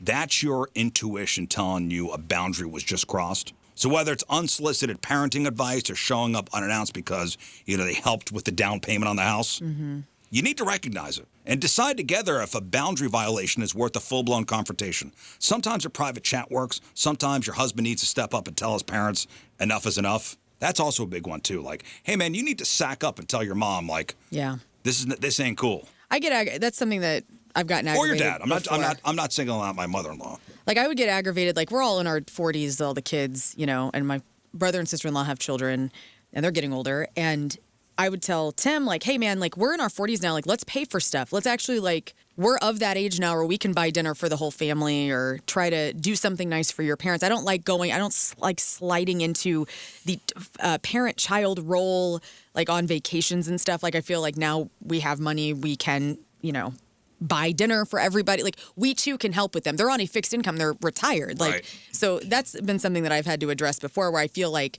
Tim and his brother, they will go under they will be children again because their parents are But there. will you go, hey, Tim, tell your parents. Yeah, I will. Yeah. It's uncomfortable. Yeah, it's like never good. I don't want to cause any problems. No, tell your parents. Tell your parents we're getting Don't make me we're do it or getting else it's dinner. going to become a thing. Yeah. And it shouldn't become a thing. Just wait till you have the kid, man. Ugh. Just wait till you have the kid. That's a whole new... This baby. Yeah. And then how old will they start whenever they're ready to start paying for things? Well, it'll be a little while. Unless they get a really good career in high school or something. YouTube Kids unboxing videos. There we go. Sooner than you all the think. parenting advice, and it's going to be a lot. Yep. I'm going to learn Especially a coming whole from bunch. from the other side of the family. Right. Yeah. Yep. Holiday schedules are good the idea. ultimate stress test. So if you have to spend Christmas with his family this year, remember it's not forever. Agree on a fair rotation. Thanksgiving here, Christmas there. As you have kids or you're, as the parents age, these rituals will change anyway. Don't sweat the small stuff today because it ain't going to matter in 5 years. And then the invisible phase. Over time, these annoying quirks often become just how they are, or even, dare we say, endearing. It's just how they are. And it took me a long time to get used to my in-laws. Yeah, it does. And now, I love them both. You don't see them as often, though, right? How many times a year do you see your in-laws? 3 times a year? How often do you talk to them? 3 times a year. No, they're always on the phone. Okay. So it's like often, like every week you're talking to them. And has it gotten easier if they say something snarky or something like that, where you just kind of like, whatever, it's them and Yeah. that's how they are? And Yeah. I just ignore it. Yeah. That's Now I pretty just nice. ignore it. You ever FaceTime with them? Like, just, hey. Yeah. We do a lot of FaceTiming with Tim's family at my house. Like, I'm just like, let me just call them up right now. Yeah. No, usually, it's FaceTime with usually somebody else has initiated the FaceTime. I see. Okay. I'll usually get the calls or FaceTimes if my wife doesn't pick up the phone after three rings. Where is she? Where is she? Is she dead? What have you done What to has her? happened to Guys, her? okay. That's so cute. Hi, Marina. What's up? Everything okay? Yeah, Amelia didn't pick up the phone. You guys in trouble? No. She's getting a massage. No, she's on the other line. I don't know. It's fine. It's fine. That's cute. Everything's good. It's a lot, but you get used to it. And then you go, oh, it's endearing. Yeah. It's all part of the, you marry the family too. Mama Rizzuto's checking in on the chat, Oh, says, boy. I'm a good mother-in-law. So So she says. here she goes. We And believe I'll you, be- Roseanne. So she says. And I'll be a great father-in-law. Yeah. When Rafe and No, Roseanne is a great mother-in-law. start yes. dating. I can't wait Yes. for this. I hope, you know what? You better be Papa. nice to him. This may be your stepfather in a couple She's more coming months. to town. You want to have in a September, catch, so. bud? Out on the lawn? Let's go. She's coming to town in September, so. Oh, it's on my calendar. Don't think it's not. Man. So researchers love studying relationships, and they've actually pinned down some pretty specific and sometimes surprising indicators that predict whether a marriage will last or end in divorce. Okay. And I found this list. Now, if you're curious about what the stats say, here's the lowdown on what factors might put a relationship at risk. So the wedding itself, believe it or not, how you celebrate your big day matters. Spending over $20,000 on the wedding is actually a bad sign. It turns out that cheaper weddings often indicate smarter financial choices, which leads to a more stable life together. Wow. And while you should save money, you shouldn't skimp on the guests. Couples who elope or who have very few guests are statistically more likely to split up, while inviting more people correlates with staying together. More witnesses. Yeah. Okay. Interesting. Money and work, income level, financial stress is a major factor.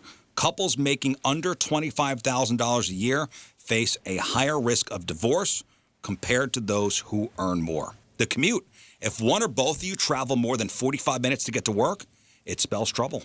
The long commute means less time together Yeah. and likely being in a worse mood when you get home. Yeah. And education. Education levels play a role too. Statistics show the divorce rates are highest among couples who only have a high school education. Habits and values. Smoking. Compatibility is key here. If one person smokes and the other doesn't, the risk of divorce goes up. You are statistically safer if neither of you smokes or if both of you do. Religion. Regular worship seems to help keep couples together, but only if you go consistently. Just showing up sometimes doesn't offer the same protection against divorce. If a partner values looks or money over personality and loyalty, the marriage is on shaky ground. And watch out for digital wandering. If your spouse has an online affair, divorce is more likely. Oof. Which is tricky because over half of men surveyed didn't even consider online flings to be real cheating. That's amazing. Also, family and history. Your parents. Unfortunately, divorce can run in a family. If your parents split up, your risk increases. If they remarried after that divorce, your risk of divorce jumps significantly, Wow. up to 91% higher. Yeah, it's because it's all you know. Yeah. Like, if you come from a divorced family and you know that is something that happens and you survive it and you know, like, and then This your is- parents remarry, right. you can see it and they're happy. Like, you can see it and go, oh, well, then it's not the end all be all. Yeah. But it's a different, but if your parents have been married the entire time and then you have all the expectations to stay married once you get married and that's all you know, yeah, it can definitely be different. These aren't all necessarily good things that you're reading, by the way. Like, these could be kind of what she's describing as like unrealistic pressure to stay married in a bad marriage because your parents stayed married or because you don't want to look bad in the eyes of your church or because. Right. So, I mean, These are might increase your odds of staying married. It doesn't say happily married. These are factors that can predict if a couple will divorce or not. Right. So like kids, having kids does tend to keep couples together, as parents often don't want to lose time with their kids. Yeah, they stay together for the kids. Past marriages. Second marriages are statistically riskier than the first ones. And third marriages are even harder to sustain. In fact, third marriages, about 3 and 4 end in divorce. Fourth marriage always works. Fine. Yep. Perfect. Oh. Every Always single works. time. Finally learned. And age. Timing is everything. Marrying between the ages of 18 and 25 increased divorce risk. I'll say that again. Marrying between the ages of 18 and 25 increase divorce risk. However, if you wait until after the age of 35 for your first marriage, the odds of staying together are extremely high. You know why? You're too tired. You're just like, After what age? 35. All right. it's not, yeah. If you wait until after the age of 35 for your first marriage, the odds of staying together are extremely high. All right. Well, I'm in good shape, I guess. How old were you? 39. 39. Yeah. Congratulations, man. Thank you. Good on you. I'm going to do it. And you're in church and you're having that baby, you guys are going to be all man, right. You are. Yeah, okay. we're You're okay. all right, Okay. man. Yeah. No. I do have 3 sister-in-laws. So. Tim Now- and I are screwed. There are benefits to being in a relationship, and there are also drawbacks. And not just having, to deal with, in-laws or whatever. Somebody on social media asked, what is a single person luxury that people in relationships completely miss out on? What is a single person luxury that people in relationships completely miss out on? There's a lot. Yeah, there's a lot. It's Doing music whatever we the listen hell you want. Oh, yeah, that's a big whenever one. the hell you want. Yeah. to. Dun. Tim was gone all of last week, and I got into bed at 7 o'clock. No day. disruptions. I didn't talk to anybody for like hours. And I wanted to go get a massage at like 5 o'clock, and I just did And it. you know what? You and then did I it. came home and I immediately went to sleep. And I didn't, like, some of the time I didn't want to like eat because I was just like, I don't need to eat anymore. I already ate at like 4 p.m. I ordered Domino's at 4 p.m. I was watching Steel Magnolias and eating. I got a salad. You ate early? Hang on. I got a salad, the stuffed cheesy bread, and some brownies. And I went ham on those things, and I was in bed by 7. And I was crying to Steel Magnolias. He didn't have to see any of it. Yeah. It was incredible. Did you eat the pizza in bed? No, I ate on my couch, my white couch. I didn't sit on the floor. Okay. Are you lying? Did you eat it in bed? No, I ate on the couch. Did you eat it in bed? I ate it on Okay. bed. Yeah. I'm not you, okay? Not you, Dad. It was amazing. Yes. I ate spaghetti in bed. Also farted like all over my house the entire That's week. full freedom to fart. It was amazing. That is number one, full freedom to fart. Those are luxuries that single people have. Anytime, anywhere. Knowing that the piece of chocolate cake you left in the fridge will still be there when you want it. Eat it out of the trash can. Go nuts. Everything. Knowing things will be exactly where you left them, like the kitchen scissors. Where are they? Oh, right where I left them. Never having to discuss plans with anyone. No discussion on dinner, what to watch, what to do, or where to go. You just do what you want all the time. You never have to compromise, like on style or colors or being able to binge TV shows without having to wait for another person so you could watch together. I also ordered a handheld vacuum, and it arrived in a day. And then I had it all set up and ready to go, and he came home and like immediately saw it. And I'm like, I'm just ordering appliances that like he's not going to have to talk about. Like, yeah, I did. I got myself a handheld vacuum. If you want to do nothing on the weekend, do it. And you don't have to explain it to anybody. Right. Use the bathroom whenever you want. The door open. Fine. How about you cook a meal that'll last 5 days? Yeah. You cook enough where you're like, I'm having leftovers for the next 4 days. I almost adopted a pug last week. Listener emailed me, said there was a pug for adoption. I thought, I just need to get it. Oh, well, that's over the line. You What? can't order a dog. I didn't order it. You can't order a dog while Tim's I away. didn't order it. It was Yeah. But this if you're single, you can. If you're single, you can. Yeah. That's the point. There's no other. You want a dog, you get a dog. right. Now you have a dog. And It's no my one's, dog. No one's going to lecture you about the dog or whether you should have gotten the dog. You just have the dog. And by the way, I didn't get the dog because of the cats. Being able to fall asleep on the couch while watching something without somebody calling you to come to bed like a warden. Yeah. Anytime naps. Do it. Yeah. Starfishing the bed. Yes. Sleeping diagonally. Starfish the bed. Somebody said, well, I just gone home from Sleeping work. when you want. Right. Anytime naps. And just you wake up and you're not like, oh, I need to get up. No, I can. I can just go back to sleep if I want to. Oh, and that was the best too last week, guys.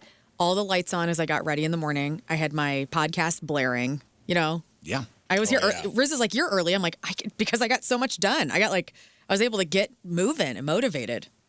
Told Tim Yeah, all the this. I'm like, routine we is have to all- get separate homes. Yeah, routine is all off. You've been coming in early. I have. Somebody said, well, I just got home from work. I'm pantsless watching WWE Raw and eating double stuffed Oreos. Hell yeah, you Do are. it. Yeah. Do what you want. Now, yeah, most of this stuff can be possible in some healthy relationships, but let's be honest. It's a lot harder when there's no I in the team. Am I right? Mm-hmm. Am I right? And finally, we've all heard the standard health advice. Eat your greens, hit the gym, get enough sleep. But there's a new campaign from the nonprofit F Cancer. They're pitching a much more hands-on approach to wellness. Their latest mission, encouraging men to beat off cancer. I'm sorry, what? Literally. Oh, for Sounds prostate wacky. cancer? Yeah, it sounds like a punchline, but it's actually backed by some pretty solid science. So here's the, I'll say rub, on why frequent joeing is being hailed as as a legitimate health hack. So according to new research, this is from Harvard, out of Harvard, men who get to the finish line at least 21 times a month might reduce their risk of prostate cancer by about 22%. Means I'm down 80%. While 21 isn't a strict biological requirement, it is the benchmark where researchers saw the most significant benefits. So even if you aren't hitting that high score, the data suggests that even moderate frequency, around 8 times a month, still offers some solid protection. So scientists are still pinning down the exact mechanics, but one of the doctors explains a few leading theories. So there's the flush theory. Regular, flushing the system out might help clear out potential carcinogens or prostate stones before they cause trouble. It also may keep inflammation down in the prostate area, and it could actually influence the way cells behave in normal prostate tissue. So the researchers were quick to point out that the source of the getting to the finish line doesn't matter. Whether you're playing solo or going for an assist, I don't know. The health benefits remain the same. It's just crossing the finish line. Okay. It's literally getting out the poison. It is. It's poison in our bodies that we have to get out of us. It's weird. Those are phrases that actually. It's always been something we've said, and we're just proving it at Harvard. Thank you, Harvard. Thank you, Harvard. We got our best people on Imagine this. your kid going to Harvard. And that's what they're studying? And you paid all the money for their Ivy League education. They come home for Thanksgiving like, what they got you working on there at Harvard? I'm in the... Masturbation clinic. I'm in the masturbation clinic. Hey, we got our best and brightest on this. That's good. Now, the big takeaway here is your hands aren't a replacement for a medical professional, but the campaign is meant to be a conversation starter that leads to getting regular screenings and understanding your personal risk factors and actually talking to your doctor about the stuff. So as the campaign puts it, coming is only half the battle. The other half is going to the clinic. So, Wow. Okay. Yeah. And speaking of, if you thought you'd seen it all in the tech world, buckle up. An AI companion startup called Joy AI just dropped a job listing that is guaranteed to be the ultimate icebreaker at any party. They are genuinely looking to hire 10 masturbation consultants. Great. And are paying a whopping $2,000 for a single month of work. What do you mean? Resignation letter for Hubbard Radio. What do you mean a masturbation consultant? You would ask them like, yo, how's this technique? All right, the company is rolling out a new feature called Daily Guided Masturbation, which uses mood-matched AI voices to guide users through the experience. So if you land the gig, your job over the 4-week period is to test out the voice sessions and report back on how it affects your day-to-day life. Joy AI specifically wants to know if the tech helps you improve your stress levels, your sleep quality, your overall mood, and your confidence. Wait, so you're testing the program? You're not you're not the actual consultant. You don't get to cheer people on? No, you're testing the program. Oh. You're testing the program out. So what makes an ideal candidate? According to the job listing, they're looking for adults 18 and older who are articulate, observant, and impossible to blush. They basically want people who could describe what they're feeling better than a sommelier describes wine. You're not going to be on camera or anything like that. You'll just be filling out detailed written questionnaires.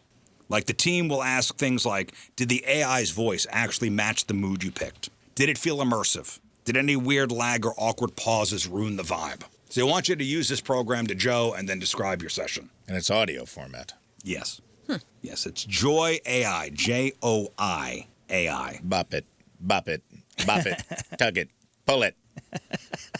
It's just that commercial. It's the game. Yeah. Yeah, that's awesome. This sounds familiar. It's not, I got home, but it took me a while. Well, the wild job posting comes right on the heels of a recent study showing that AI romance is skyrocketing. So research found that about 1 in 7 young adults in committed relationships regularly use AI chatbots for romance or companionship.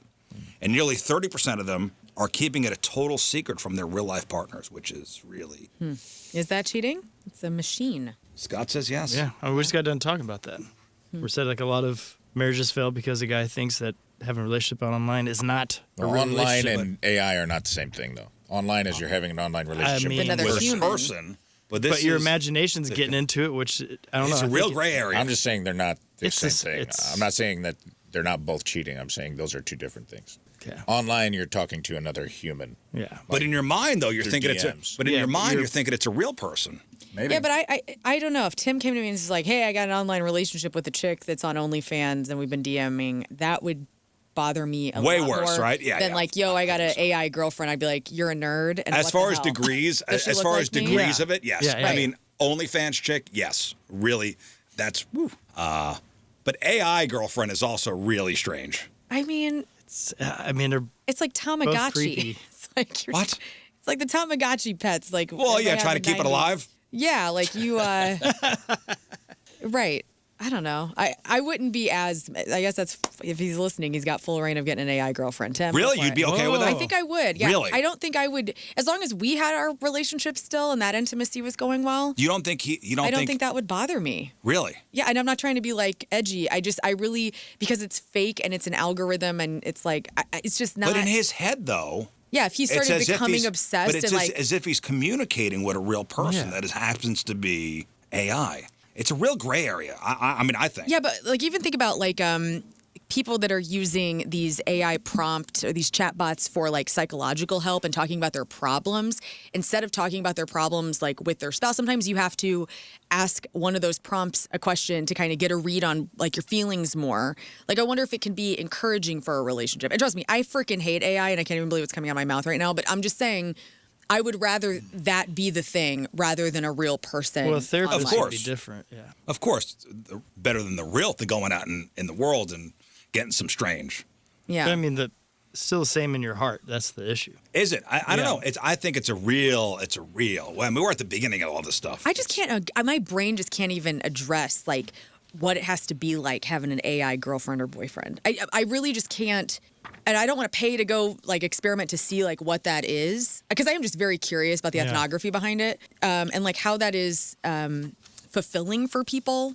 I just don't get that at all. A lot of it would depend on how they're interacting too. Like it'd get weird if you got up in the middle of the night and he's under the covers and the lights on his face. Like, yeah, what is he writing? It's 1 a.m. What are you doing? Look at my girlfriend.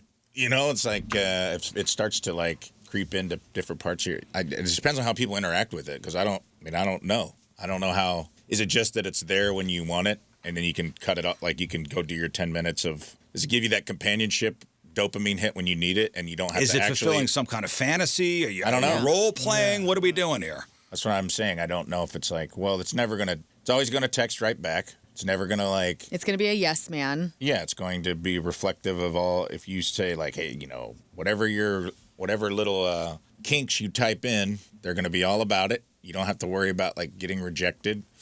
So I don't know if it's that. That's the appeal of it. And then it's also like it only consumes as much time as you want, because the AI girlfriend or boyfriend's never going to get mad that you're like, I got to go to a meeting. Am I getting something out of my AI girlfriend that I'm not getting out of my marriage? Right. Probably. Well, I bet you could ask her what's 7% of 280 million people, and it would tell you the answer. No, yes, something can't my do wife that, cannot. wife. Something my wife cannot do. Math. Okay, let's take a break. We'll come back and we'll get to Rafe on relationships, but also, do you want to talk to an AI ex? And yeah, I'm going to explain this. This is something that's going on in China right now, and I want your thoughts on it. Oh Lord.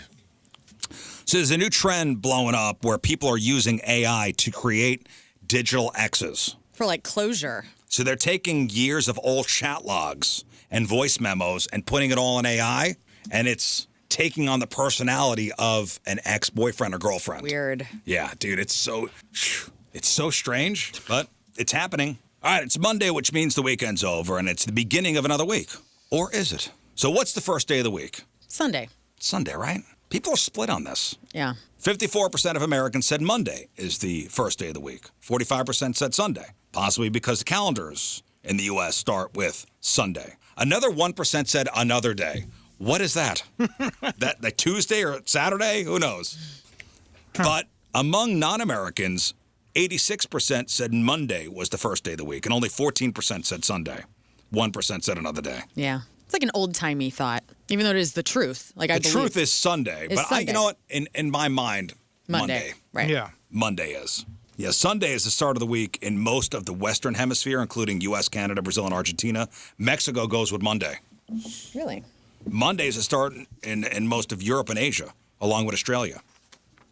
Africa is basically split half and half. And Saturday is considered the first day of the week in Iran, Afghanistan, and Somalia. Now you know, guys. Wow. Now you know. So before the break, talking about this new trend blowing up where people are using AI to create digital exes. So they're taking years of old chat logs and voice memos to build a chatbot that talks, jokes, and even fights just like their former partner. Some say it's the ultimate closure. Others say it is straight up creepy. It is creepy. And also, like, did the ex sign off on that? No. Probably not. Probably not. Huh. So if you could have a 10-minute, no consequences conversation with the digital version of your most famous ex, would you do it? No. I'll just call him and start. Let's roundhouse. Let's go. Oh, yeah, you just want to get into it in real life? Let's get into it in real life. No, in my mind, I can't wrap my head around having an argument with an AI person. Right. Not even a person. I can't call it an AI person. An AI thing. Will you ask it to run over you? Would you please run over me? Could you? I need closure. Yeah. What the hell, man?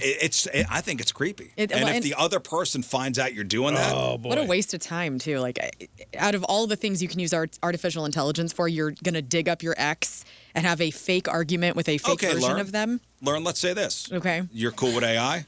I'm not. Is it emotionally cheating if your husband is secretly chatting with an AI version of his ex? All right, that's blending it more. Yeah, I mean, that would be problematic. Yes. All the hot blonde Ashleys that he dated, damn it. Yeah, they're all in there. Drive All me 70 crazy. of them? They're beautiful abs. Damn it.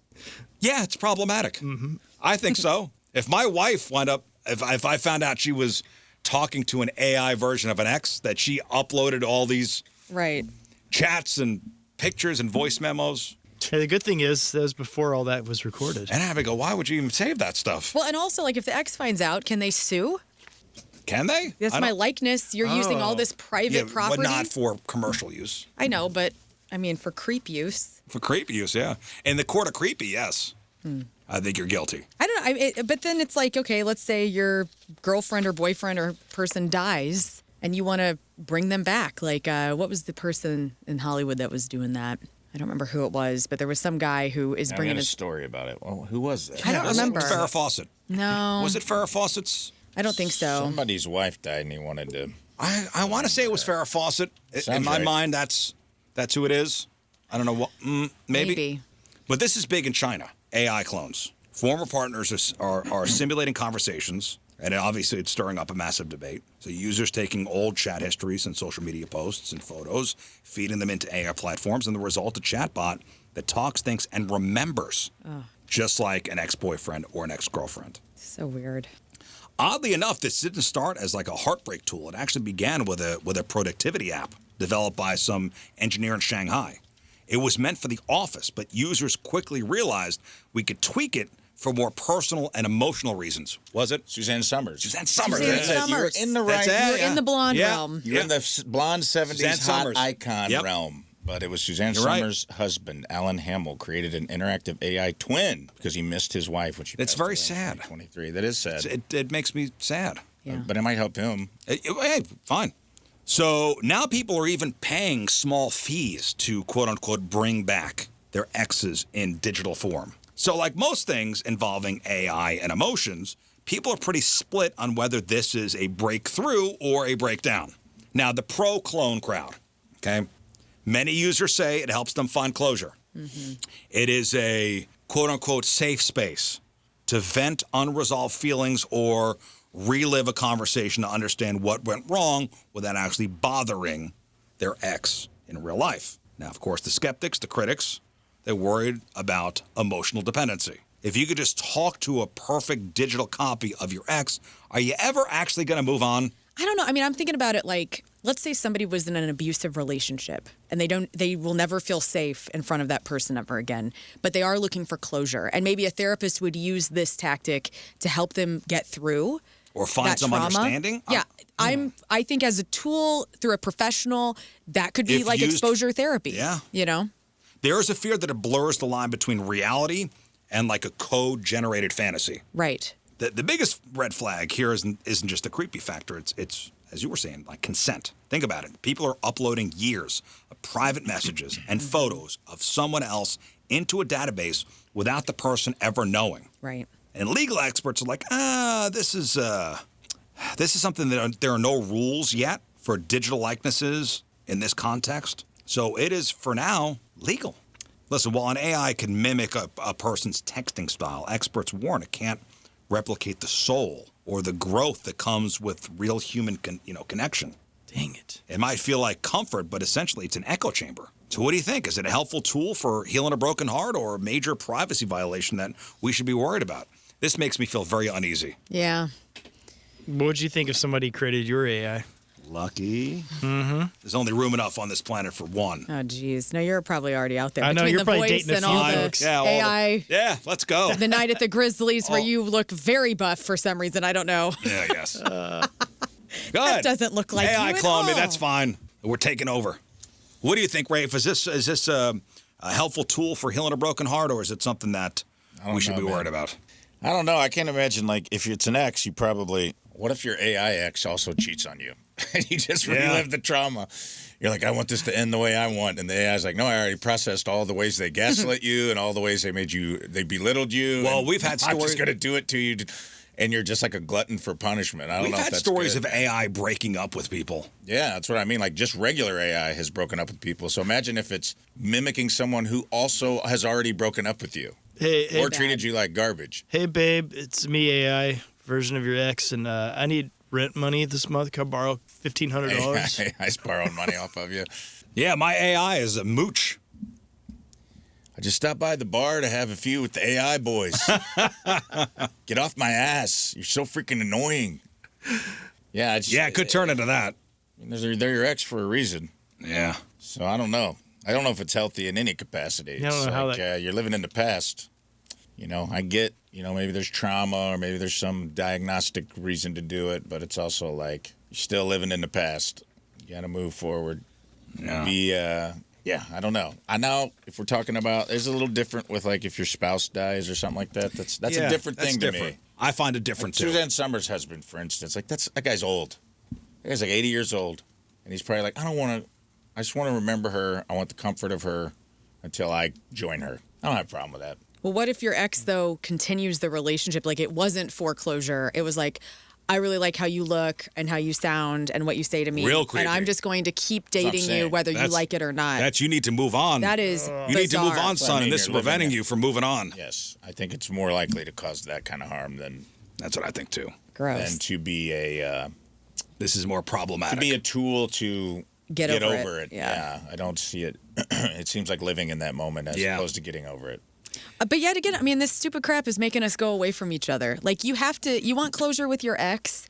The best way to do that is to get closure with an actual human being. Like, it's not going to make they are not going to know that you are having this AI conversation and have moved on. And I don't know. It just doesn't seem like that's going to keep things lopsided. So you see them at the Get supermarket. out there and move on. Go get some. Go bang somebody else. Okay, sure. Yes. Yes. Well, even Suzanne Summers' And not your keyboard. husband, it showed now he's dating like another actress that's about the same age as him. Okay. Let me see what her name was. Does she know about the AI Suzanne Summers? Joanne Summers. Joanne Summers. Cassidy. Oh, no. Joanna Cassidy. Who is she? I don't know. She's David Cassidy's mom. Yeah, it could be. Could be. But this Oh, guy, she looks familiar. Oh, she's from 6 Feet Under. yeah, she's in a. She's Oh, yeah, she's in Oh, yeah, Don't she's Tell done a Mom lot the of stuff. Babysitter's Dead. Yeah. She's- Yes. I'm right on top of that, Rose. See, it's kind of he did good. Oh, yeah. I love her. He rebounded all right. Good for him. All right, let's get to Rafe on relationships. What do we got this week? This week, it plays into something you talked about earlier. I got a little Reddit relationship dilemma that I wanted to run past you guys. My boyfriend, 36, and I, 32, female, have been together for 3 years. We've lived together and split bills. You were talking about financial problems leading to divorce. Yes. Well, this is before the marriage, and let's see what you think of it. I make good money, but he out-earns me by about $60K a year. He has a great job in corporate finance. I'm working 2 jobs to pay off credit card debt. He has no debt. His family's planning a trip to Spain for Christmas. I'm invited, initially planning to go, decided I would not because I can't justify the inflated plane ticket of $1,400. I told him this. He seemed fine with it and still planned to go, which was fine with me. He has now brought it up again and again and is upset because he says he was considering proposing on the trip and obviously can't do that if I'm not going. Our relationship has become clearly very strained due to this. I hate guilt. My God. I think everybody hates that.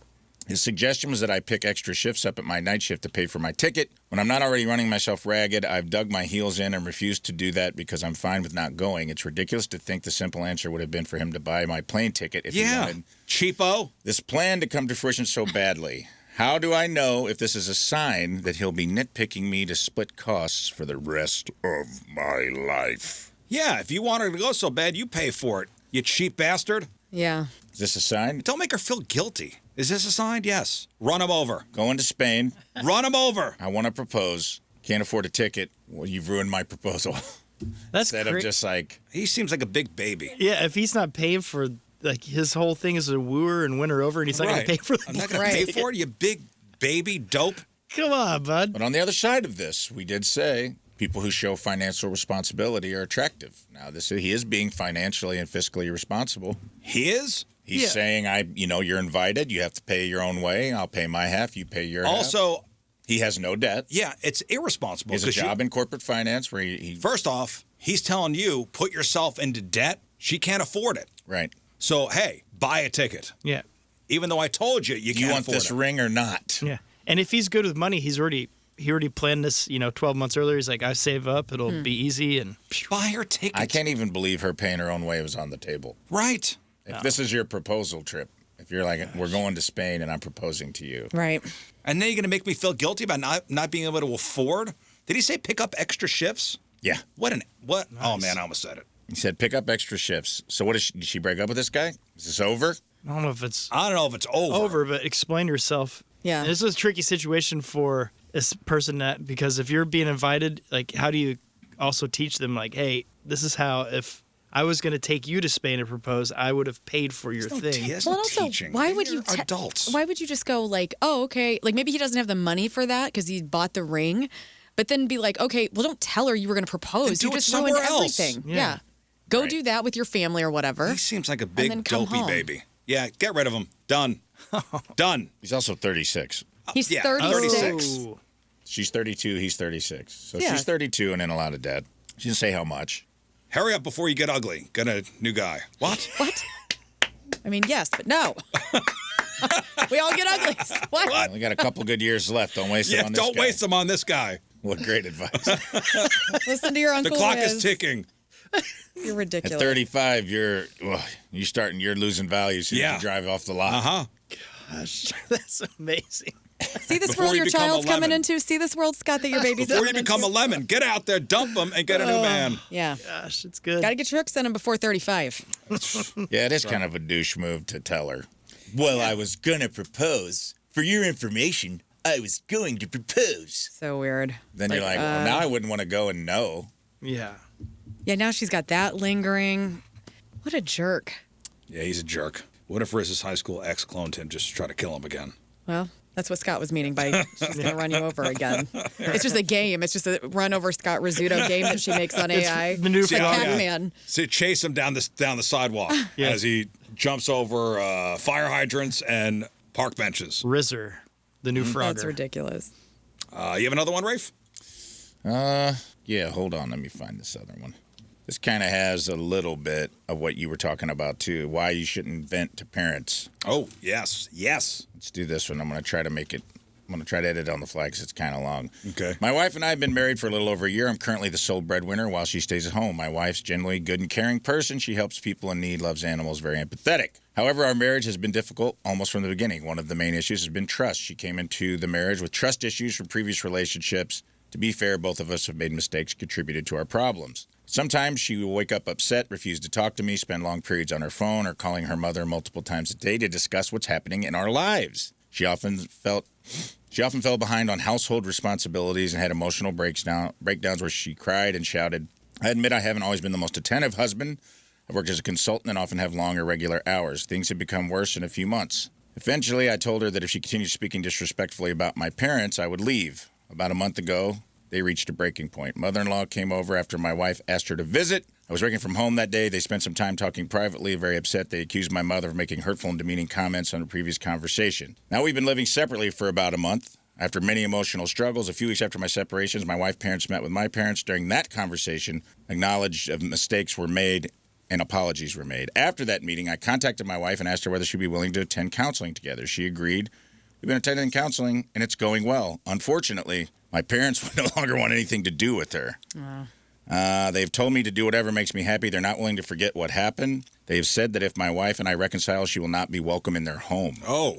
They also have asked me not to visit my wife's parents' home. I feel torn. I want to rebuild my marriage if counseling continues to go well, but I don't want to lose my relationship with my parents or cause them ongoing stress and worry. Has anyone been in a similar situation? The spouse and parents were badly damaged, and how do you handle it? I think that you prioritize your marriage, and then your parents will eventually come around. I do too. And this is what you were kind of talking about with in-laws earlier. It's like leave them in the dark about certain things. I mean, some things are harder They don't need to know to. everything. They don't. They don't need to know everything. They don't need to know I was everything. like the, defend your partner in public and get into the nitty-gritty in private. And I think that goes with, like, in-laws, too. Like, that's how I always handled it with in-laws. Like, if there's any kind of familial thing going on, don't have to be an a-hole, but I'll always take her side. Even if I don't agree, and I'll tell her in private, like, hey, your mom had a point.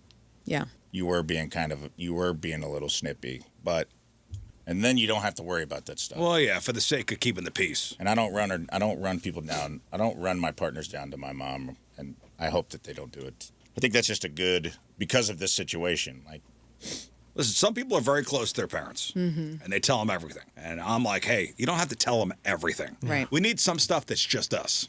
Mm-hmm. Yeah. And honestly, like, sometimes friendships are like that, too. Like, unless you have, like, one confidant that you can, like, download everything onto, because your whole community will start hating people. You know what I mean?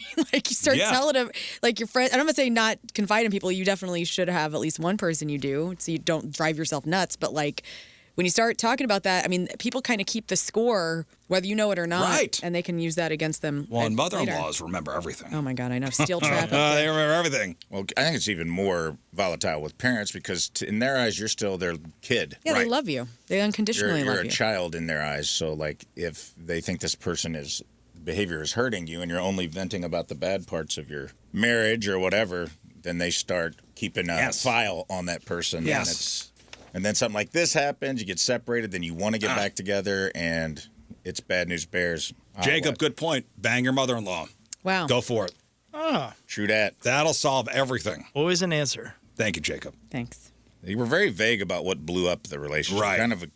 Seems like trust issues. I don't know what that means. I don't know if somebody cheated or maybe they came out of bad marriages and got remarried, but... Well, if you want to prioritize your marriage, do it. Prioritize your marriage and your parents will come along eventually. You think? Yeah, maybe. You got to be a unit. You can't be, you got to be your own little universe, for real. If you love each other, you try to make it work. And again, I think your parents will come along eventually. All right, thanks, Rafe. All right, or try to bang your mother-in-law. Or Jake's, yeah. Hey, you know what? Yeah, bang your mother-in-law, it's fun. All right, welcome back to the program. Let's do some news. Oh, yeah. We're gonna do some news. And your news being sponsored by STL Windows and Doors, the installers other installers trust. I went to Costco yesterday on a Sunday. What a mistakes were made. Yes. Rafe, have you gotten your Costco membership yet? No. Are we not doing it? I don't think so. I've been talked out of it. By who? I've consulted several people on this matter. Oh, the Oracle? The Oracle, and they said... So consulted the Oracle. I told Rafe that if he needs anything from Costco, Tim and I will use ours to get whatever he needs. Yeah. We're not cheating the Costco code. He's our son. Don't look over here. Oh, my God, dude. Yesterday it was crazy. I ran into Megan Little from the Blues. Oh, no way. Yeah, and I couldn't even stop. What'd she have in her cart? You didn't see? I couldn't stop. Dang it. Yeah, It was so crowded. I love. She was with her husband. It was so crowded. I had to give like a, hey, because you got to keep moving. I know. If you stop, you're going to get run over. You'll And those get killed. carts are big. They are big. Yeah. No time. No time. Hey, Megan. That's it. Howdy. I love And seeing then- people at the grocery store like that. Oh, I love seeing what people have in their cart. I couldn't even see. You think she looked man. in yours? Like, man, that guy has a ton She of couldn't beans. see. Yeah. Why does he have so She many knows beans? I love beans. Y'all know I love Ton beans. of Gas X. He loaded up on a 3,000 count Gas X bin. Yes, what? I have stomach problems. All right, if you need some, let's say you forgot eggs for breakfast, need some last-minute prescription refills or a random, tech accessory. You don't feel like, going to Costco, fighting traffic, wherever. Walmart has got you covered. They just announced they're officially launching its 30-minute or less delivery service right here in St. Louis. Wow. Need it fast? Try 30 minutes fast. St. Louis is one of 33 major U.S. markets getting the lightning fast upgrade. Alongside cities like Chicago, Dallas, and Atlanta, Walmart has been quietly testing this out, revealing that they're already crushing it with these ultra-fast deliveries across the country during the first part of this year. Now local shoppers can order from a massive list of more than 100,000 eligible items. Mm-hmm. We're talking about everything from your weekly grocery staples, household supplies, to actual prescription medications. Golly. So if you open up the Walmart app or website and the service is live in your specific neighborhood, you'll see a little badge that says deliver in 30 minutes or less. So what's the catch? Well, it isn't totally free. If you're a Walmart Plus member, you can get your stuff in under a half hour for a $10 flat fee. Other options, though, if you aren't in a massive rush, you could still opt for their standard express delivery, 1 hour or less, on demand as soon as 3 hours, or just schedule a specific drop-off window that works in your day. So you could do a half hour, or 3 hours. Wild. Good options. Wild. Incredible. Wild. I'll tell you, it comes in handy sometimes to have delivery like that. I mean, thank goodness we're living now. Like, that is one of the perks of being alive in 2026. Yeah. Is you have to, like, Target does it, all these different places. My do it. wife will do the Excellent. Instacart every once in a while. I don't love it. I do like going to the store. Sure. Yeah. But when you're in a pinch, like getting ready for the holidays or something like that. That's where never you're like, happened. well, once it does, you'll be Or even if thankful. it does, my first instinct is I'll run to Schnucks. It's not far away. Yeah. It's within a half hour. I don't know. It's also a good deal that somebody can compete against Amazon this way. Yeah, it is. You know, and then this will mean Target will figure it out too, and all these folks. I've never done curbside either. Oh, man, I love a curbside pickup. Don't even drive up at Target. Don't even get me I've never done started. curbside. It's excellent. No, Walmart says it's all part of their bigger plan to make shopping as frictionless as possible. Between this and Amazon, the battle for who could get stuff to your front door the fastest is officially getting ridiculous. I mean, it's going to be the next step is 15 minutes. When are we going to start the drones? Yeah. I thought we were getting those. Bring out the drones. 15 minutes. I need AA batteries. Let's go. I just feel like Hunger Games, like whenever they would drop the supplies, that's what it's going to look like. Your lug nuts have been delivered. Hey, something unappetizing happened at Taco Bell. Oh, no. And shockingly, it does not involve the food. I just found the story amusing. A 28-year-old guy in Florida named Brandon Isery was arrested last Thursday after he exposed himself outside of a Taco Bell. And it's unclear what he was up to, but the sheriff's office jokingly said that he had his, quote, chimichanga out near a side door. Chimichanga. He had, quote, multiple pairs of pants pulled down. Multiple pairs. But did try to cover himself when he saw the cops. Now, if that wasn't strange enough, after he was taken into custody, they found a live pet fish inside a plastic container stored in his backpack. The cops nicknamed the fish Baja Blast and said it's doing great. Good. Brandon was arrested for unlawful exposure of sexual organs and is being held on a $5,000 bond. Sounds like the fish is in good hands in the meantime, too, so that's nice. Now, if you've ever been to the hospital for a racing heart, have you? Of course. Who am I asking? Yeah, why is that even a question? You know how many times I've gone to urgent care thinking I'm having a heart attack? But nobody's ever used the paddles on you to get everything in rhythm, right? No. Because that's what the paddles really are. Yeah, right? that's if they have to bring you back, they paddle you. But it's to get your heart back in rhythm, right? Is it to restart your heart or is it to get I thought back it in I thought it rhythm? was to restart. Is it? I don't know. Like I had a family member recently die of a heart attack, and they had to paddle them. Oh, okay. A couple of I don't know how it works. Yeah. I think it's both. Okay. If you're an AFib, they can get you back online, and if your heart is stopped, sometimes they can Get it restart re-going. after CPR. Yeah. So if you ever been to the hospital for racing heart, you expect some medicine or maybe those, electrical paddles that you see on Grey's Anatomy, but you probably don't expect a doctor to stick a finger in your tailpipe. But for one guy in Queens, this was exactly the miracle cure he needed. So this story is definitely one of those unbelievable but true, put it in that file. And it's okay. So this 29-year-old guy, he was just walking home when his heart suddenly started going nuts. We're talking 140 beats a minute. Now, for reference, your heart should usually be chilling between 60 and 100, but he's up to 140, like constantly. That's small potatoes to me, pal. I'm not kidding. Dang. Well, what do you get up to? I mean, sometimes I'll be sitting here, and because of my POTS, my heart will go. I get up to like 125 pretty regularly. Right. Just sitting here. And then there's been a time, like Rafe and I talked about this earlier this year, like all the color went out of my face, like during one of the moments that we're having on here. Nobody could tell on air, but You just got flushed? I got flushed and my heart rate went up to 173. 173? Yeah. It was weird. I saw it happen before it happened. On air. I was like, you okay? Oh, you got up and walked out. Yeah. Remember that. Because I get really sick. That was not long ago. But it Maybe was a like couple months ago. Yeah. 2 minutes after that. Yeah. It was, and you, Because I was like, are you okay? And you're like, yeah, why? And then you were like, and then I was like, oh my God. Well, so this guy was at Change 140. colors. This guy was at 140, and he goes to the ER, and doctors realize he was in AFib, which is when the chambers of your heart get out of sync and stop pumping blood correctly. So before they started, heavy-duty heart meds, the doctor had to do a standard check for internal bleeding. And yes, that meant a digital rectal exam. And here's the crazy part. digital is in high tech. Phalanges. With your finger. So I wanted to know. You digital. Glove, no Dig a glove? little. I don't know, Scott. I'm assuming glove. I hope so. Ugh. And the second the doctor performed the exam, his heart rate went from 140 to 80. Sometimes maybe that's all you need. That's all he needed. Oh, That's all he needed. I'm A talking finger about up the butt. cardiologist. I should have tried that Friday night. The irregular rhythm didn't just slow down, it completely vanished. Months later, at his follow-up, heart still beating like a drum. Perfect. Wow. Congratulations. Now, it sounds like a punchline, but there's actually some real science behind this, guys. It all comes down to the vagus nerve. The connection. This is the longest nerve in your body. It runs from your brain all the way down to your gut, hitting your heart and lungs along the way. Mm-hmm. So stimulating that nerve can act like a reset button for your nervous system. It tells your body to get out of fight or flight mode and get into rest and digest mode. By pure accident. What happens in Vegas? The rectal exam stimulated the nerve so perfectly that it forced the heart to snap back into normal rhythm within minutes. God bless America. Rather than the hours it usually takes for medicine to kick in. So while the doctor, in this case, thinks this could actually be a legitimate way to treat certain heart issues, don't go looking for this at your local, clinic yet. The medical world still prefers pills and the paddles over, the queen. We'll call it the Queen's method. But do a little woo, a little woo, a little how's your father? What's the service charge on that? Pretty neat. I don't know. How are they billing that out? Per finger? I don't know. Give me the code so I can Paging tell my Dr. insurance. Fist. Paging Dr. Fist. We have a difficult case. Dr. Sausage Fingers. Dr. Sausage Fingers. You want it in the ER? No thanks. All right, that's your news.